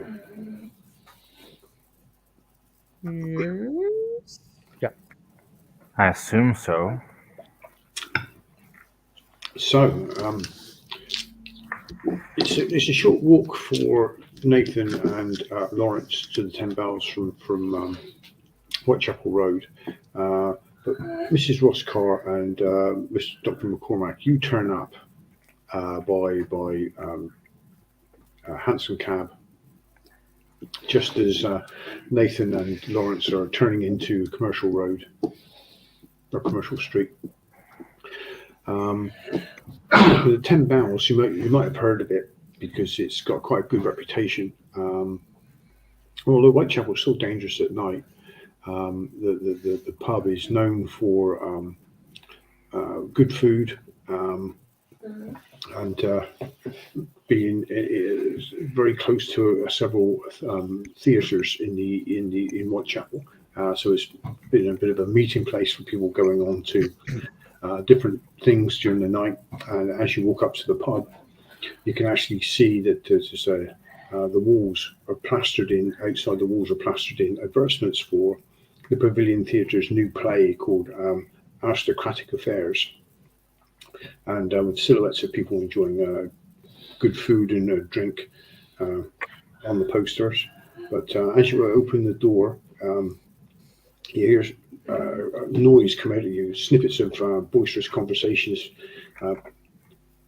pierce the air. And inside the pub, it's quite busy, largely with working class patrons. And you have to push your way up to the bar to get there. It's quite busy. That's something I didn't actually ask, and I will accept that I'm retconning slightly. And if you say tough shit I didn't ask, I'll accept that. Mm-hmm. Did we get a description of the guy? Is there a picture of him in his house amongst all the portraits, so we know what he looks like? There would have been a picture of him. You didn't get a description, but there would have been a picture of him with other people, I expect, in the house. But I mean, I can give you perhaps Mrs. Doyle gave you a description of him.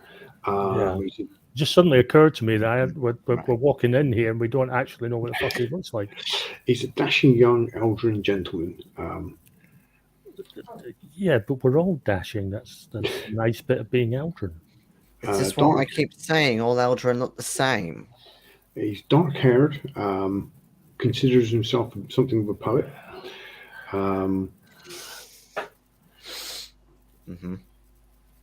He's quite outgoing, easy to laugh, doesn't take things too seriously.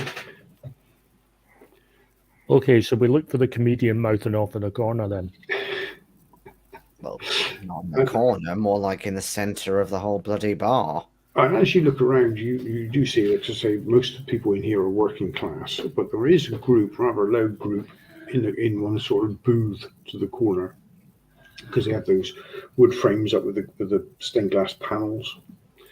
And it is quite boisterous bunch of maybe a dozen people, and they do seem to be quite well dressed. Well, some of them seem to be quite well dressed. They seem to be quite drunk, and they seem to be circled around an Eldrin lady of exceptional beauty. Okay. The lady has long black hair that envelops a beautiful face. She's dressed in scarlet, and everyone seems to be sort of paying her attention. Her eyes gleam, and her mouth displays a Mona Lisa-like smile. So non-existent.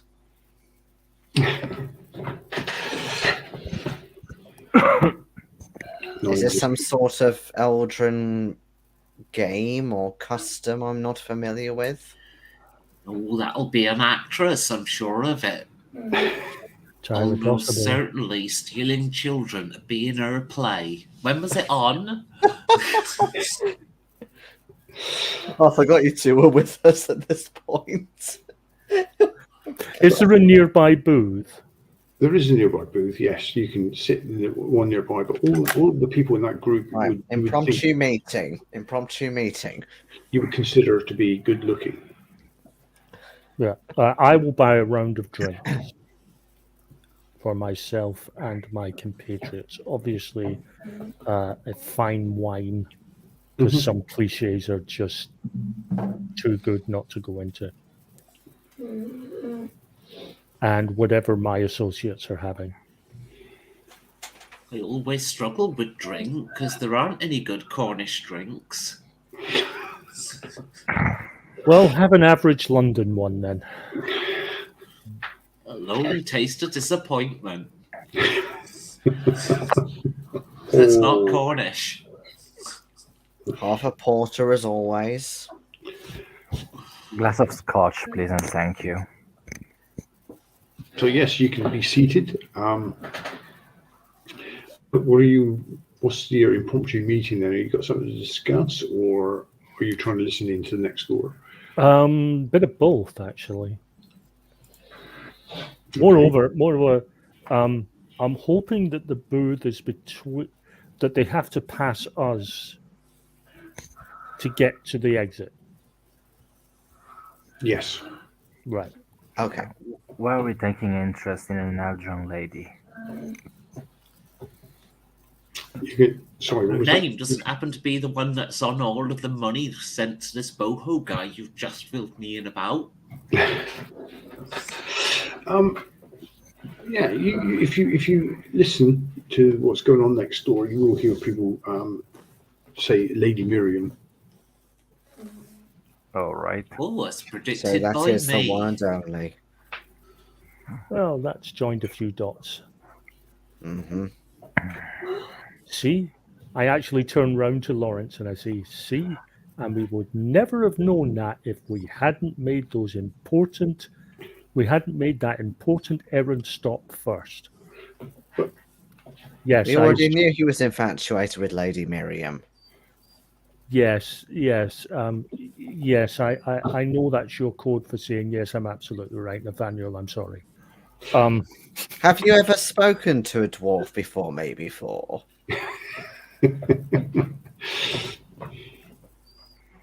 We're not one to comply, especially with your kind. Do you What? have The slightly Ronnie, effeminate? You should.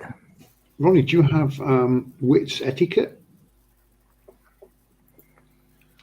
Do I have etiquette? I do have etiquette. Shall I roll etiquette? Yeah, wits and etiquette. Yep. I do have Black it die on too. this. No black die. No black die. Go for that.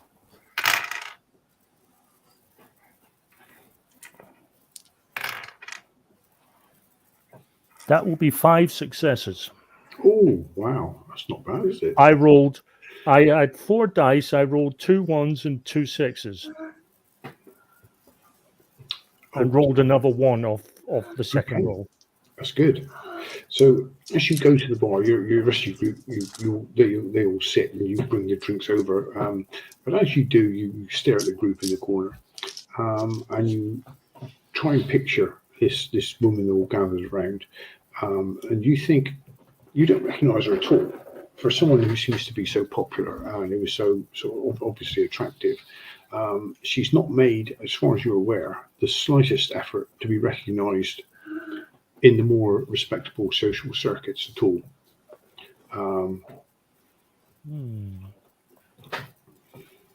Now that is damned unusual, bordering on. Since you make it your business to know wealthy people, she's obviously wealthy, but she doesn't appear to be widely known in the city at all. I relay my thought to my compatriots. Well, I'm somewhat concerned that between us we're gentrifying this neighbourhood.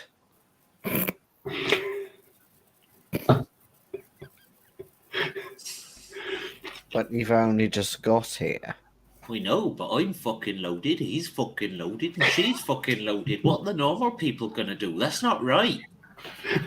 I think we should leave. Or you could just stop talking about how much money you have.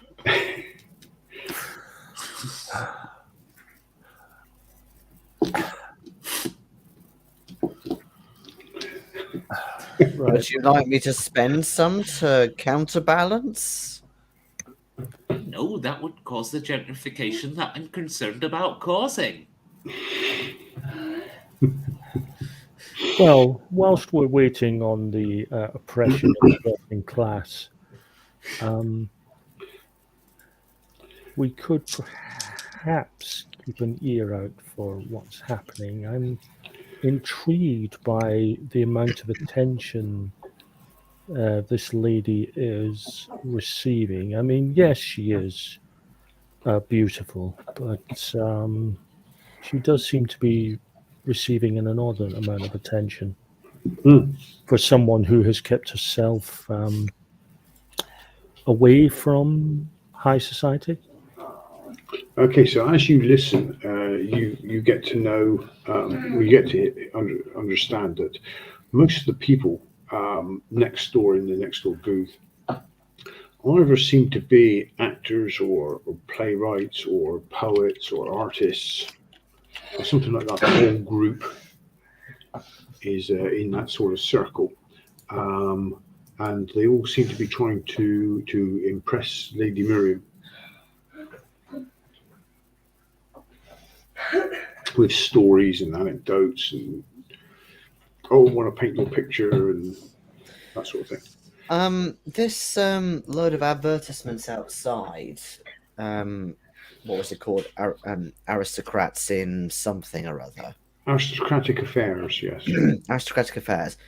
Did it say starring Lady Miriam so-and-so by any chance? No, it didn't. No. Okay.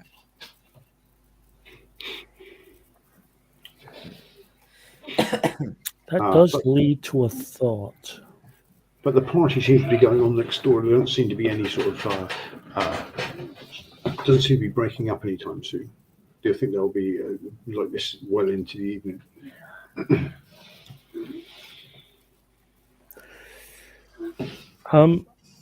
Shall I get us another round? I have a feeling we might be here for some time. Your fears about our gentrification aside. I hope not, because frankly, listening to these people talk, everyone's called first name or darling. There's only so much of that I can take. This doesn't seem like it's getting any closer to actually locating these children. This has proven to be utterly useless. Yes. One more round at least. All right. Yeah, you can As go long ahead. as I'm not paying. I'm paying. Would it's been a long day, so shall we dine here? I mean, I could go for a bite. I suppose so, but I'd rather quiz the bartender if he's seen any children here. Yes, here's the interesting part. When we go up to order the food, it gives us a chance to talk to him. I'm just going to go to the little girl's outhouse. And I want to just have a little walk around the venue and look for anyone that matches the description of the boho guy.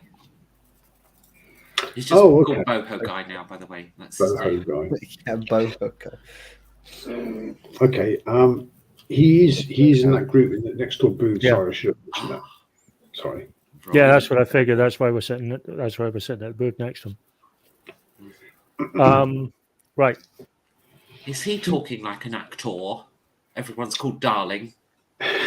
Only uses first names. He's part of that group, and he's got a big fluffy coloured shirt on and big cuffs, and his hair is a bit of a mess, and he's drinking a glass of some small. I feel somewhat overdressed in my posh tweeds. Yeah, you might well be. Yeah. I Yeah, go yeah. up to the bar. Yes. Obviously, Mr. Clarkson, I'm sure you can help me take the drinks back across. I do believe you wanted to discuss things with the barman. Oh, yes, because just sitting over there doesn't really do anything. Actually, it's letting you see the world for what it is rather than what you fear it is.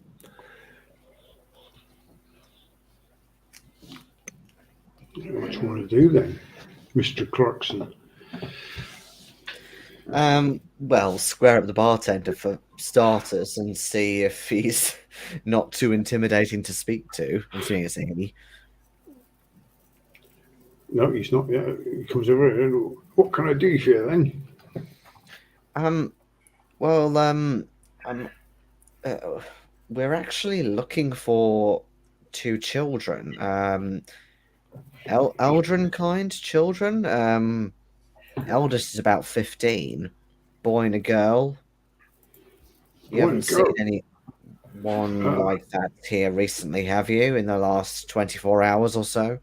Yeah, yesterday over with Doyle over there. Oh, really? I thought you'd gone back to your seat. Still getting my drinks. Going back now. Yes, he was. They were with Doyle over there. He was in last night, and they came in. Seemed to be. He noticed them from the door. It stands out in my memory because they sort of rushed through the bar when they saw him and knocked a couple of drinks out of people's hands. It could have been nasty, but he bought them extra drinks and calmed the situation down. And did you see the children leave at any point or were taken off somewhere? I didn't see him leave. No, I was a bit busy. It was a busy night last night. I must have been at the other end of the bar serving when they left.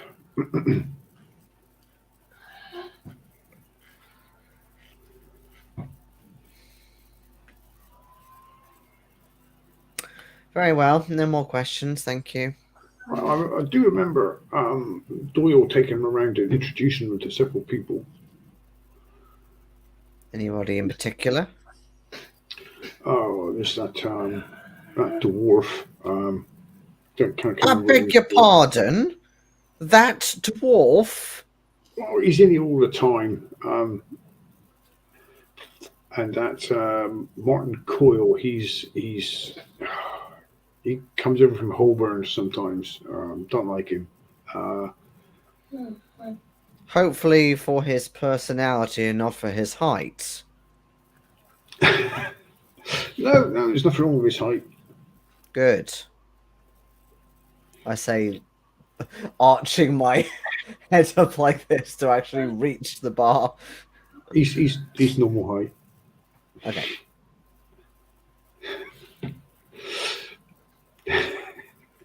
He's talking about a separate person to the dwarf pay. Oh. Yeah, the dwarf, yeah, not the dwarf is normal height. The other guy's normal height. Oh, right. Okay. But yeah, a couple of people. You'll have to ask Doyle. He's over there in the corner with the rich bird. I figured as much.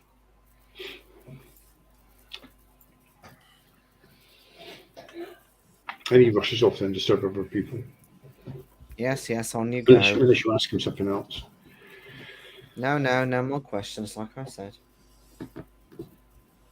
So what do you want to do? Well, I think we should approach Doyle, frankly. Yeah. I think we should surround him and then close in. I was hoping that if we stayed long enough, this group might disperse and we might get him on his own. But I mean, don't know if we have that option. A couple will go, but there'll be no more. There'll be no fewer than maybe half a dozen people. Yeah. That being the case, yeah, we're going to have to find some way of I think we should strategically position ourselves so that if he runs, we can chase, and then one of us approaches. Oh, sorry, I should have said that in this voice.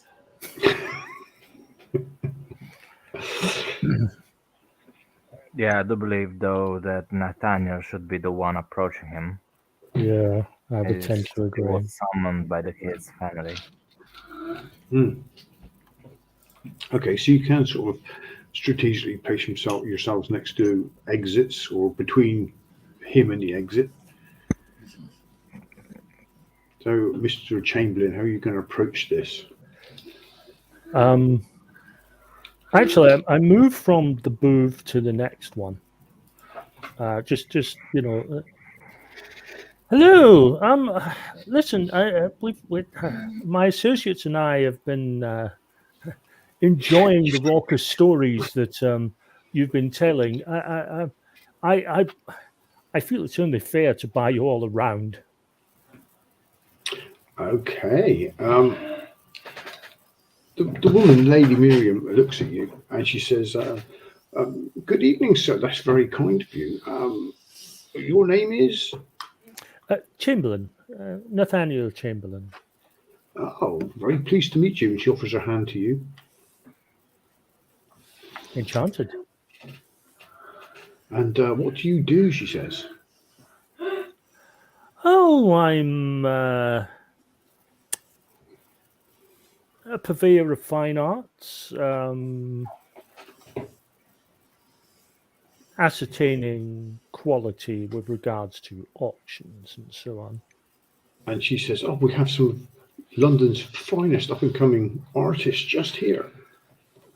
Now, that does interest me. But I should get you the round first. Okay, and you can do that. Yeah, and you can come back. Get him. Yeah. And she says, Mr. Chamberlain, come and sit next to me. I don't mind if I do. And the people sitting next to her just do sort of like give you a bit of a glare as you take your seat. And sitting across from you on the other side will be Robert. Oh, hi. Nathanial Chamberlain. Oh, yes, Robert Doyle. Pleased to meet you, sir. Doyle. You don't happen to know the Doyle family from Whitechapel, do you? In Kensington. Kensington. Yes, cousins. Oh. Yeah, a rum business, that. Well, what's that? Sorry, you have me at a disadvantage.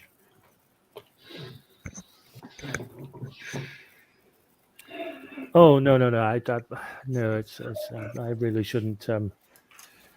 Yeah, come on, sir. You can't just stop there like that. No, it's just not the conversation for a polite company.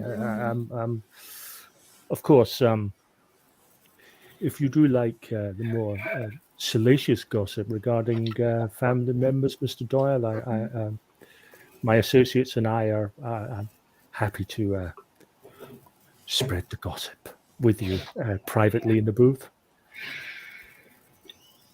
I don't understand what you mean. He said, what gossip could you be talking about? I mean, these. As I say, modesty and restraint require me not to say anything more in such polite and frankly beautiful company. So Lady Miriam will say, "Well, go on, Robert, go and find out what the man wants." So all right, but yeah, okay. Where are you two? Happily get him into the next booth.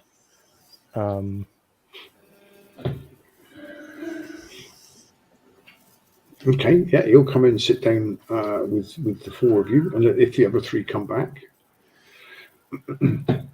Well, I'm hoping Yeah, they do sure. come back now that they've seen that I've got him out of there and into a booth on his own. I'm hoping they do and come I'll back. come and sit in such a way that I'm between him and if he wants to get up, he has to climb over me, type thing. Okay, yeah, you can do that. Yeah. And he says, "Oh, you've got a few friends. You're not. What do As you want? I said, You're not myself here to and collect myself. money, are you?" What an interesting question. Considering a conversation I had with my associate here earlier, I find you wondering if we're here about money to be somewhat ironic.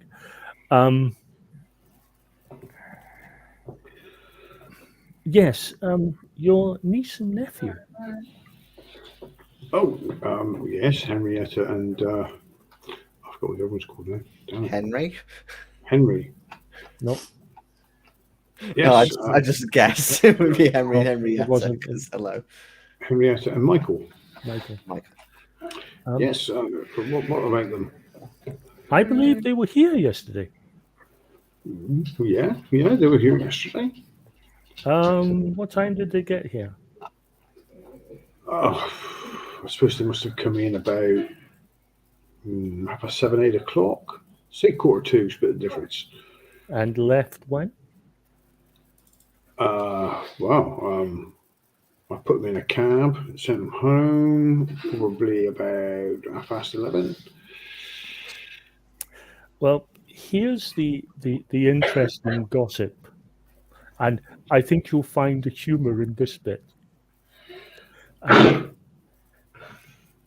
They didn't get home. What? That'd be because you didn't put them in a cab, did you? What do you mean you didn't get home? What are you talking about, man?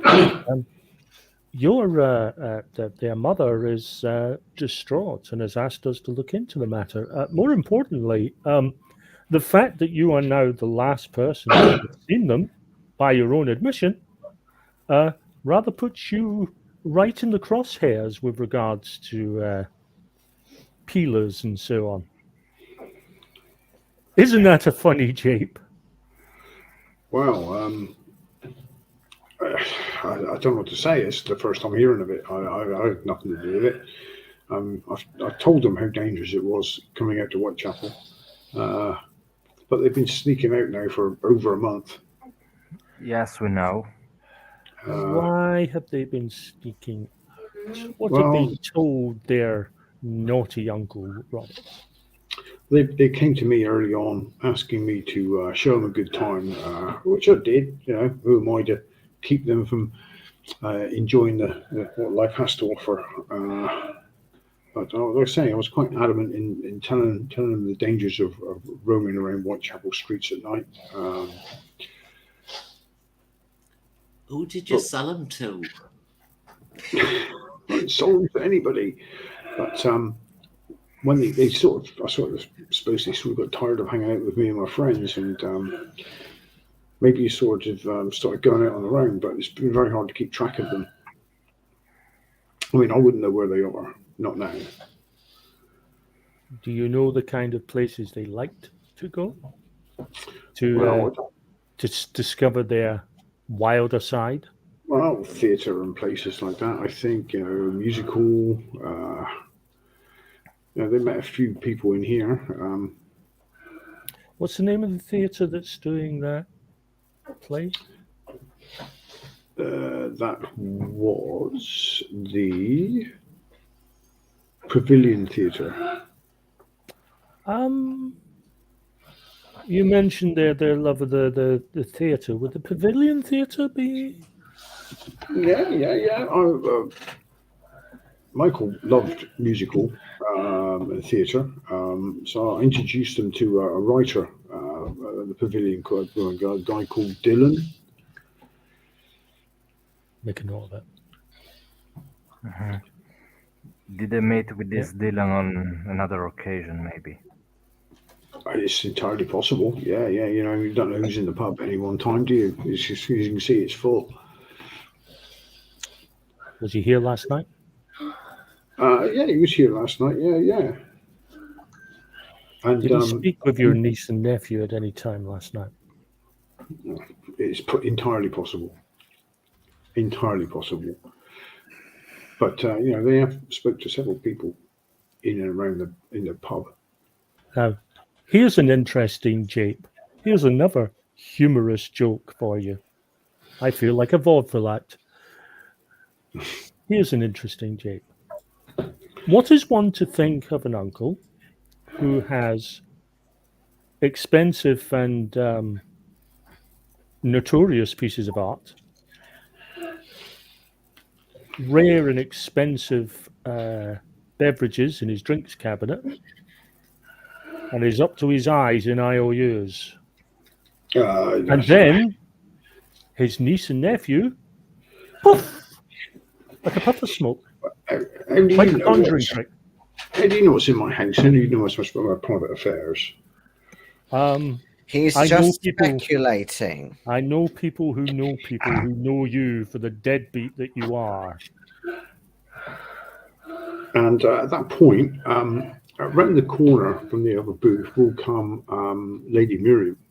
And she'll say, Robert, I heard you exclaim quite loudly there earlier on. Is everything all right? Oh, everything's fine. We're just updating him on a small family matter. And Robert will say, Michael and Henrietta have gone missing. They think I did it. No, we're asking when you last saw them. She'll say to you, that's ridiculous. Robert is very, very kind and loves his cousins.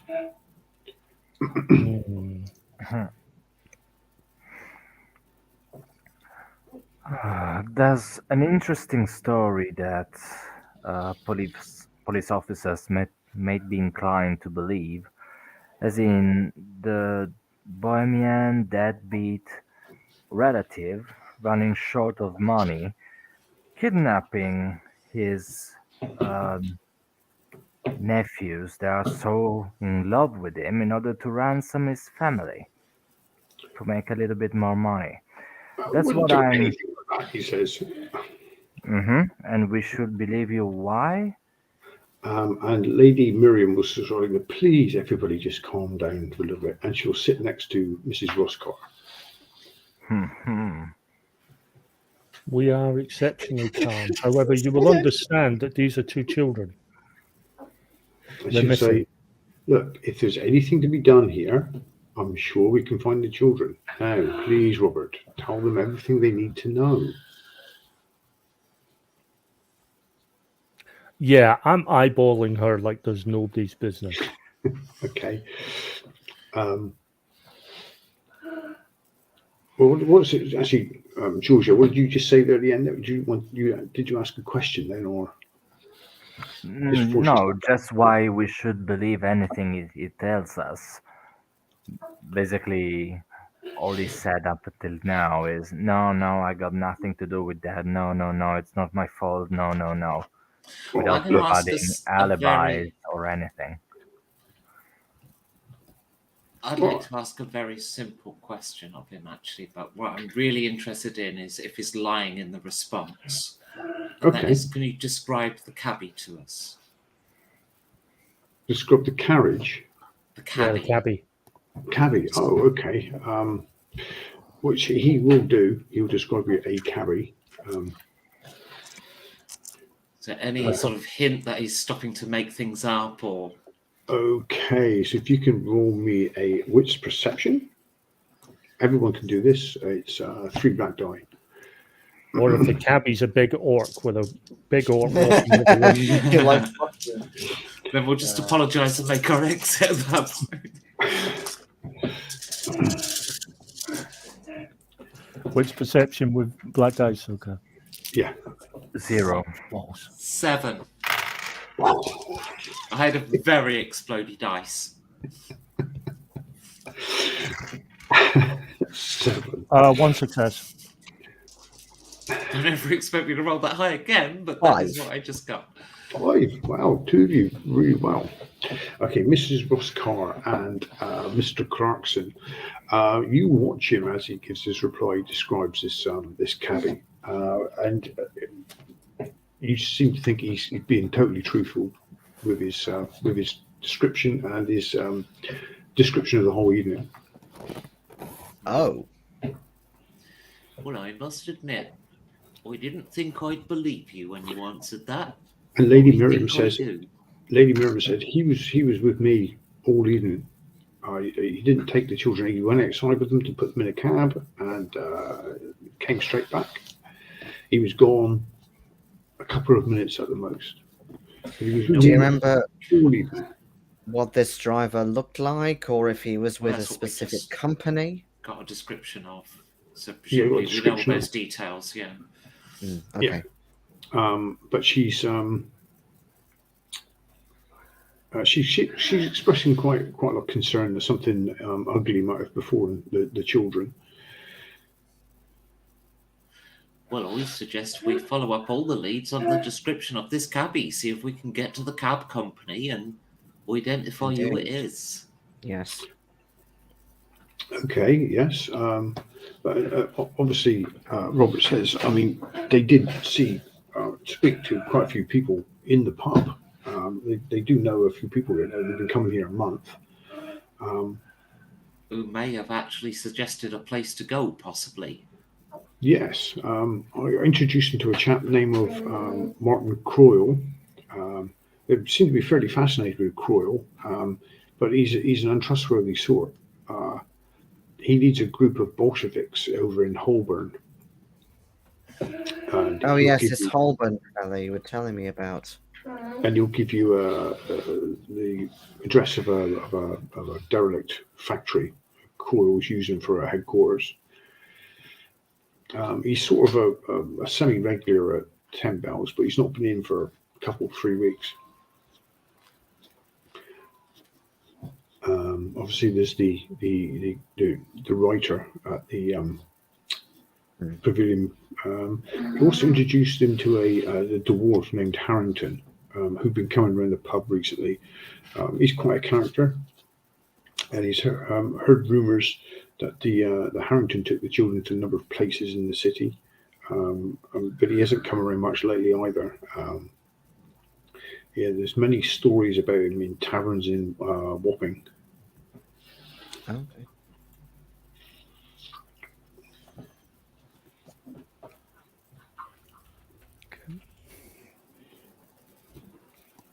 Well, yeah, one of us is writing down all these leads, because I haven't. Yeah, I am. So we got 3 basically. Dylan, Croyle, and Harrington. Right, are any of them here tonight? No, they've not been in for a couple, 3 weeks, any of them, really. Well, I suggest the first thing we do is head outside, hail a cabbie, and, well, assumedly that's... Okay, hail a cabbie of the same... A cabbie's like independent, or are there cab companies? A bit of both. Yeah.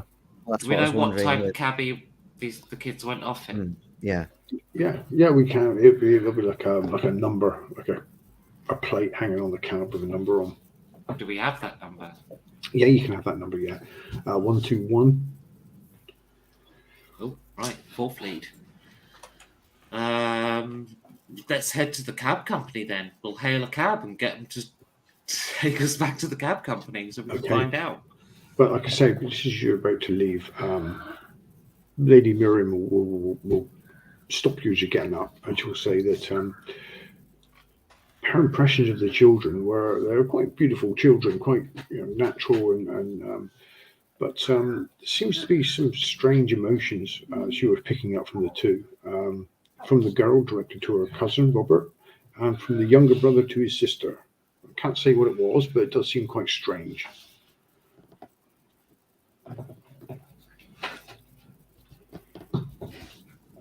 Very well. Lady Miriam, if I may be so bold, obviously our chief concern is the safety and the return of the children to of ensure that they course. are safe. As our inquiries continue, we might require to speak with you again. where would be best to facilitate that? Would it be here at your home address? I'm here most evenings, she says.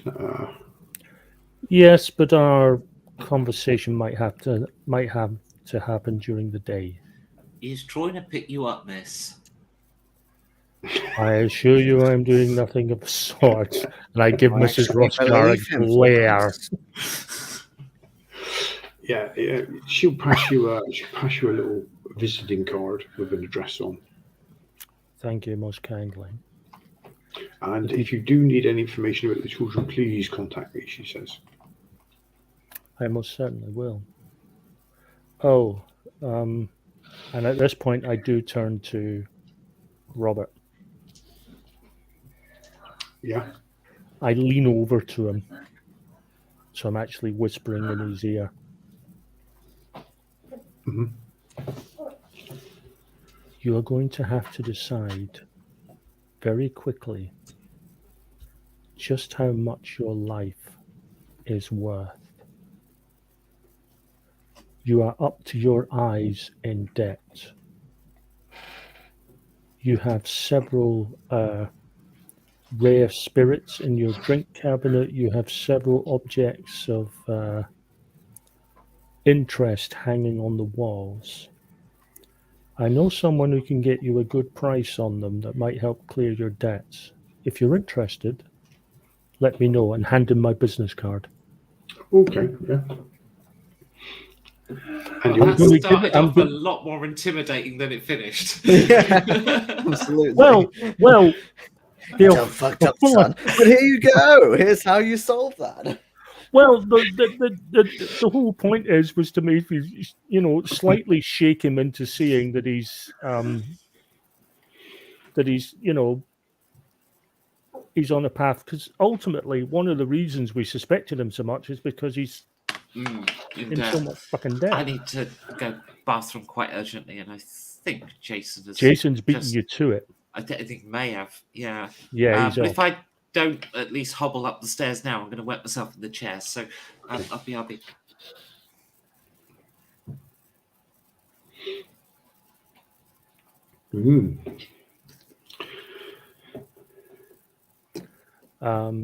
But yeah, it's you're giving him a way out anyway. Well, I'm giving him a chance. He can decide for himself, as I say, how much his life is actually worth. If he honestly believes that spending his days high as a kite, drunk as a skunk, and living the life of Riley, then he's going to end up dying, if not from excess, then from some loan shark making good on their threat. You make it sound awful, right? You make it sound awful, right? I'm just a little bit of what you fancy is fine. It's when you do it to excess that it all goes to pot.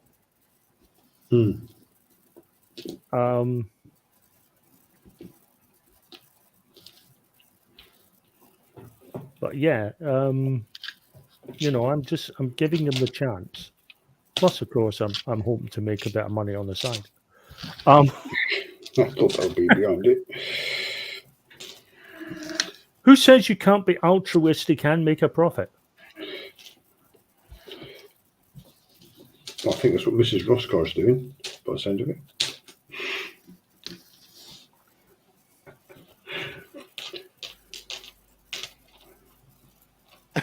Speaking of which.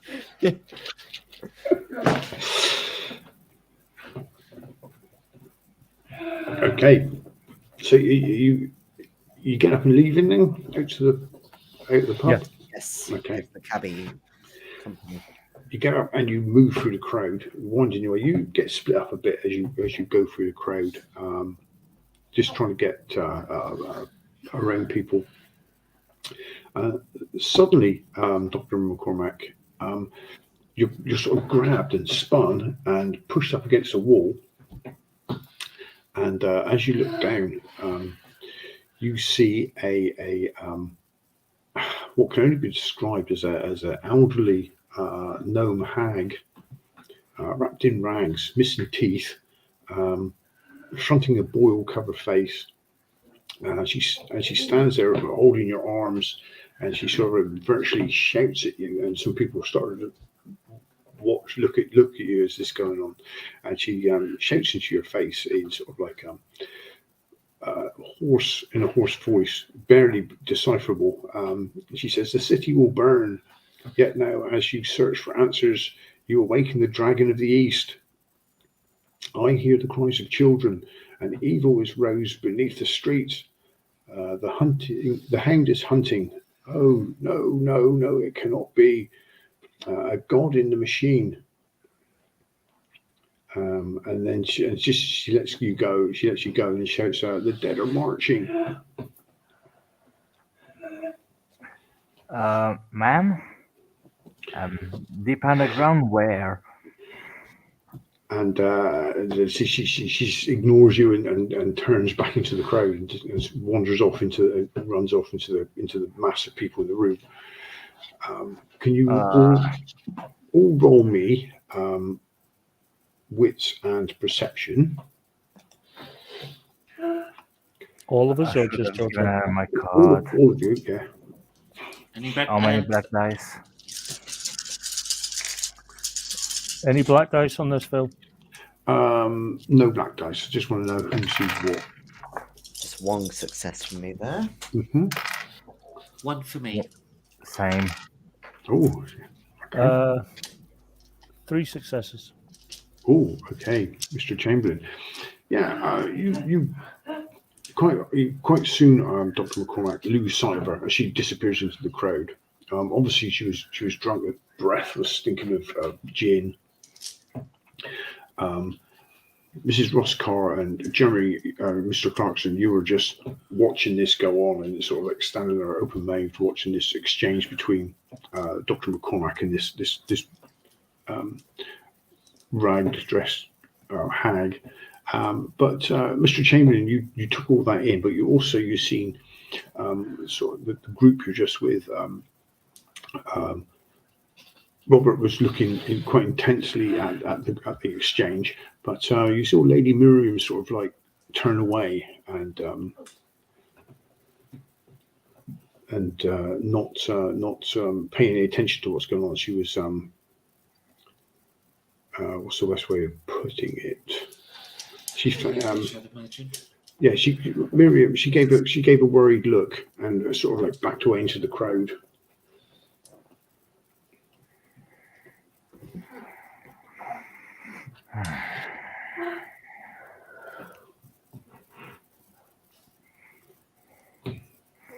I'm unsure of who to trust at this point. Well, Yeah, okay. it's easy, no one. Well, yeah. I wasn't hoping to fall down the nihilistic rabbit hole quite yet, but yeah. Okay. Everything the hag said will turn out to be true, but only in hindsight, and Miriam is definitely the villain. Well, I only place the following in moderate to mitigate. There's an awful lot of dragon influenced art at the Doyle house.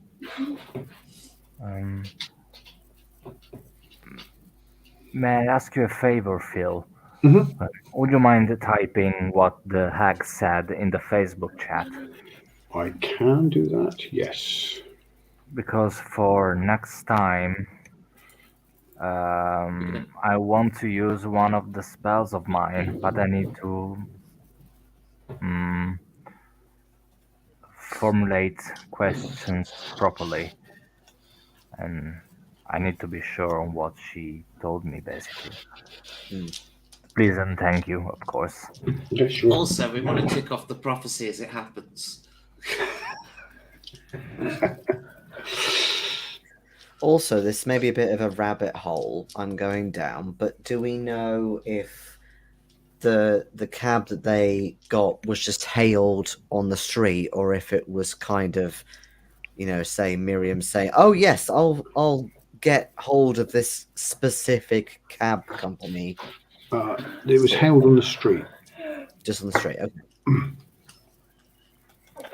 But it doesn't. It doesn't.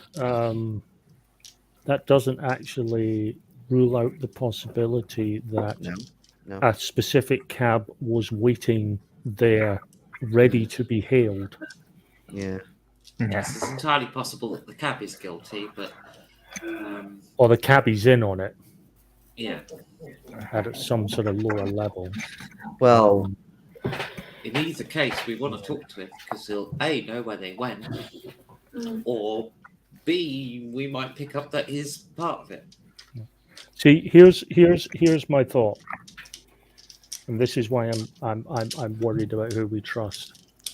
Yes, there is a line of thought that says that Lady Miriam is our villain. We shouldn't trust her as far as we should I go. was mostly just joking with that, but I think but she's also obviously there's, got a bigger part to play in the story. yeah, but there's also a real line of inquiry that says that the Doyles are the villains and they want the kids back for some sacrifice or nefarious purpose. Well, they're a Victorian era parent, so they're definitely the villains.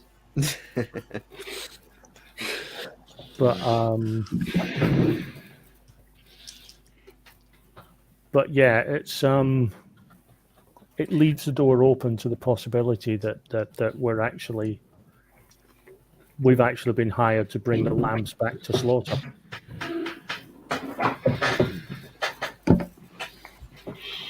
Or maybe it's the fact that we were hired from what was seemingly just an innocent, let's find somebody's cane, and it turned out to be. I'm finding trust issues very difficult now. Okay, well, we'll end it there for tonight anyway. Okay. Yeah, I think about basically feel what I'm willing to try next time is Guardian Archon, the Goticist spell that you provided me with. Okay. And ask questions about this oracle that the hag gave us. But then again, I'll give you precise questions next time. Yeah, Because sure. I'm not thinking that straight in English now. Yeah, that's fine. There we go. That was good. I like that. We've got some plot to deal with there. Got some Plot, plot no, to deal not with. plot. Yes, plot.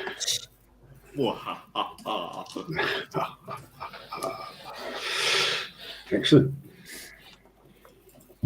Well, thank you all for playing. They're the guilty ones. I'll end Everything's the pointing to them. broadcast. It's the children that's doing it. You've got to save the city. Okay, bye, viewers. Yeah. Bye. Bye-bye.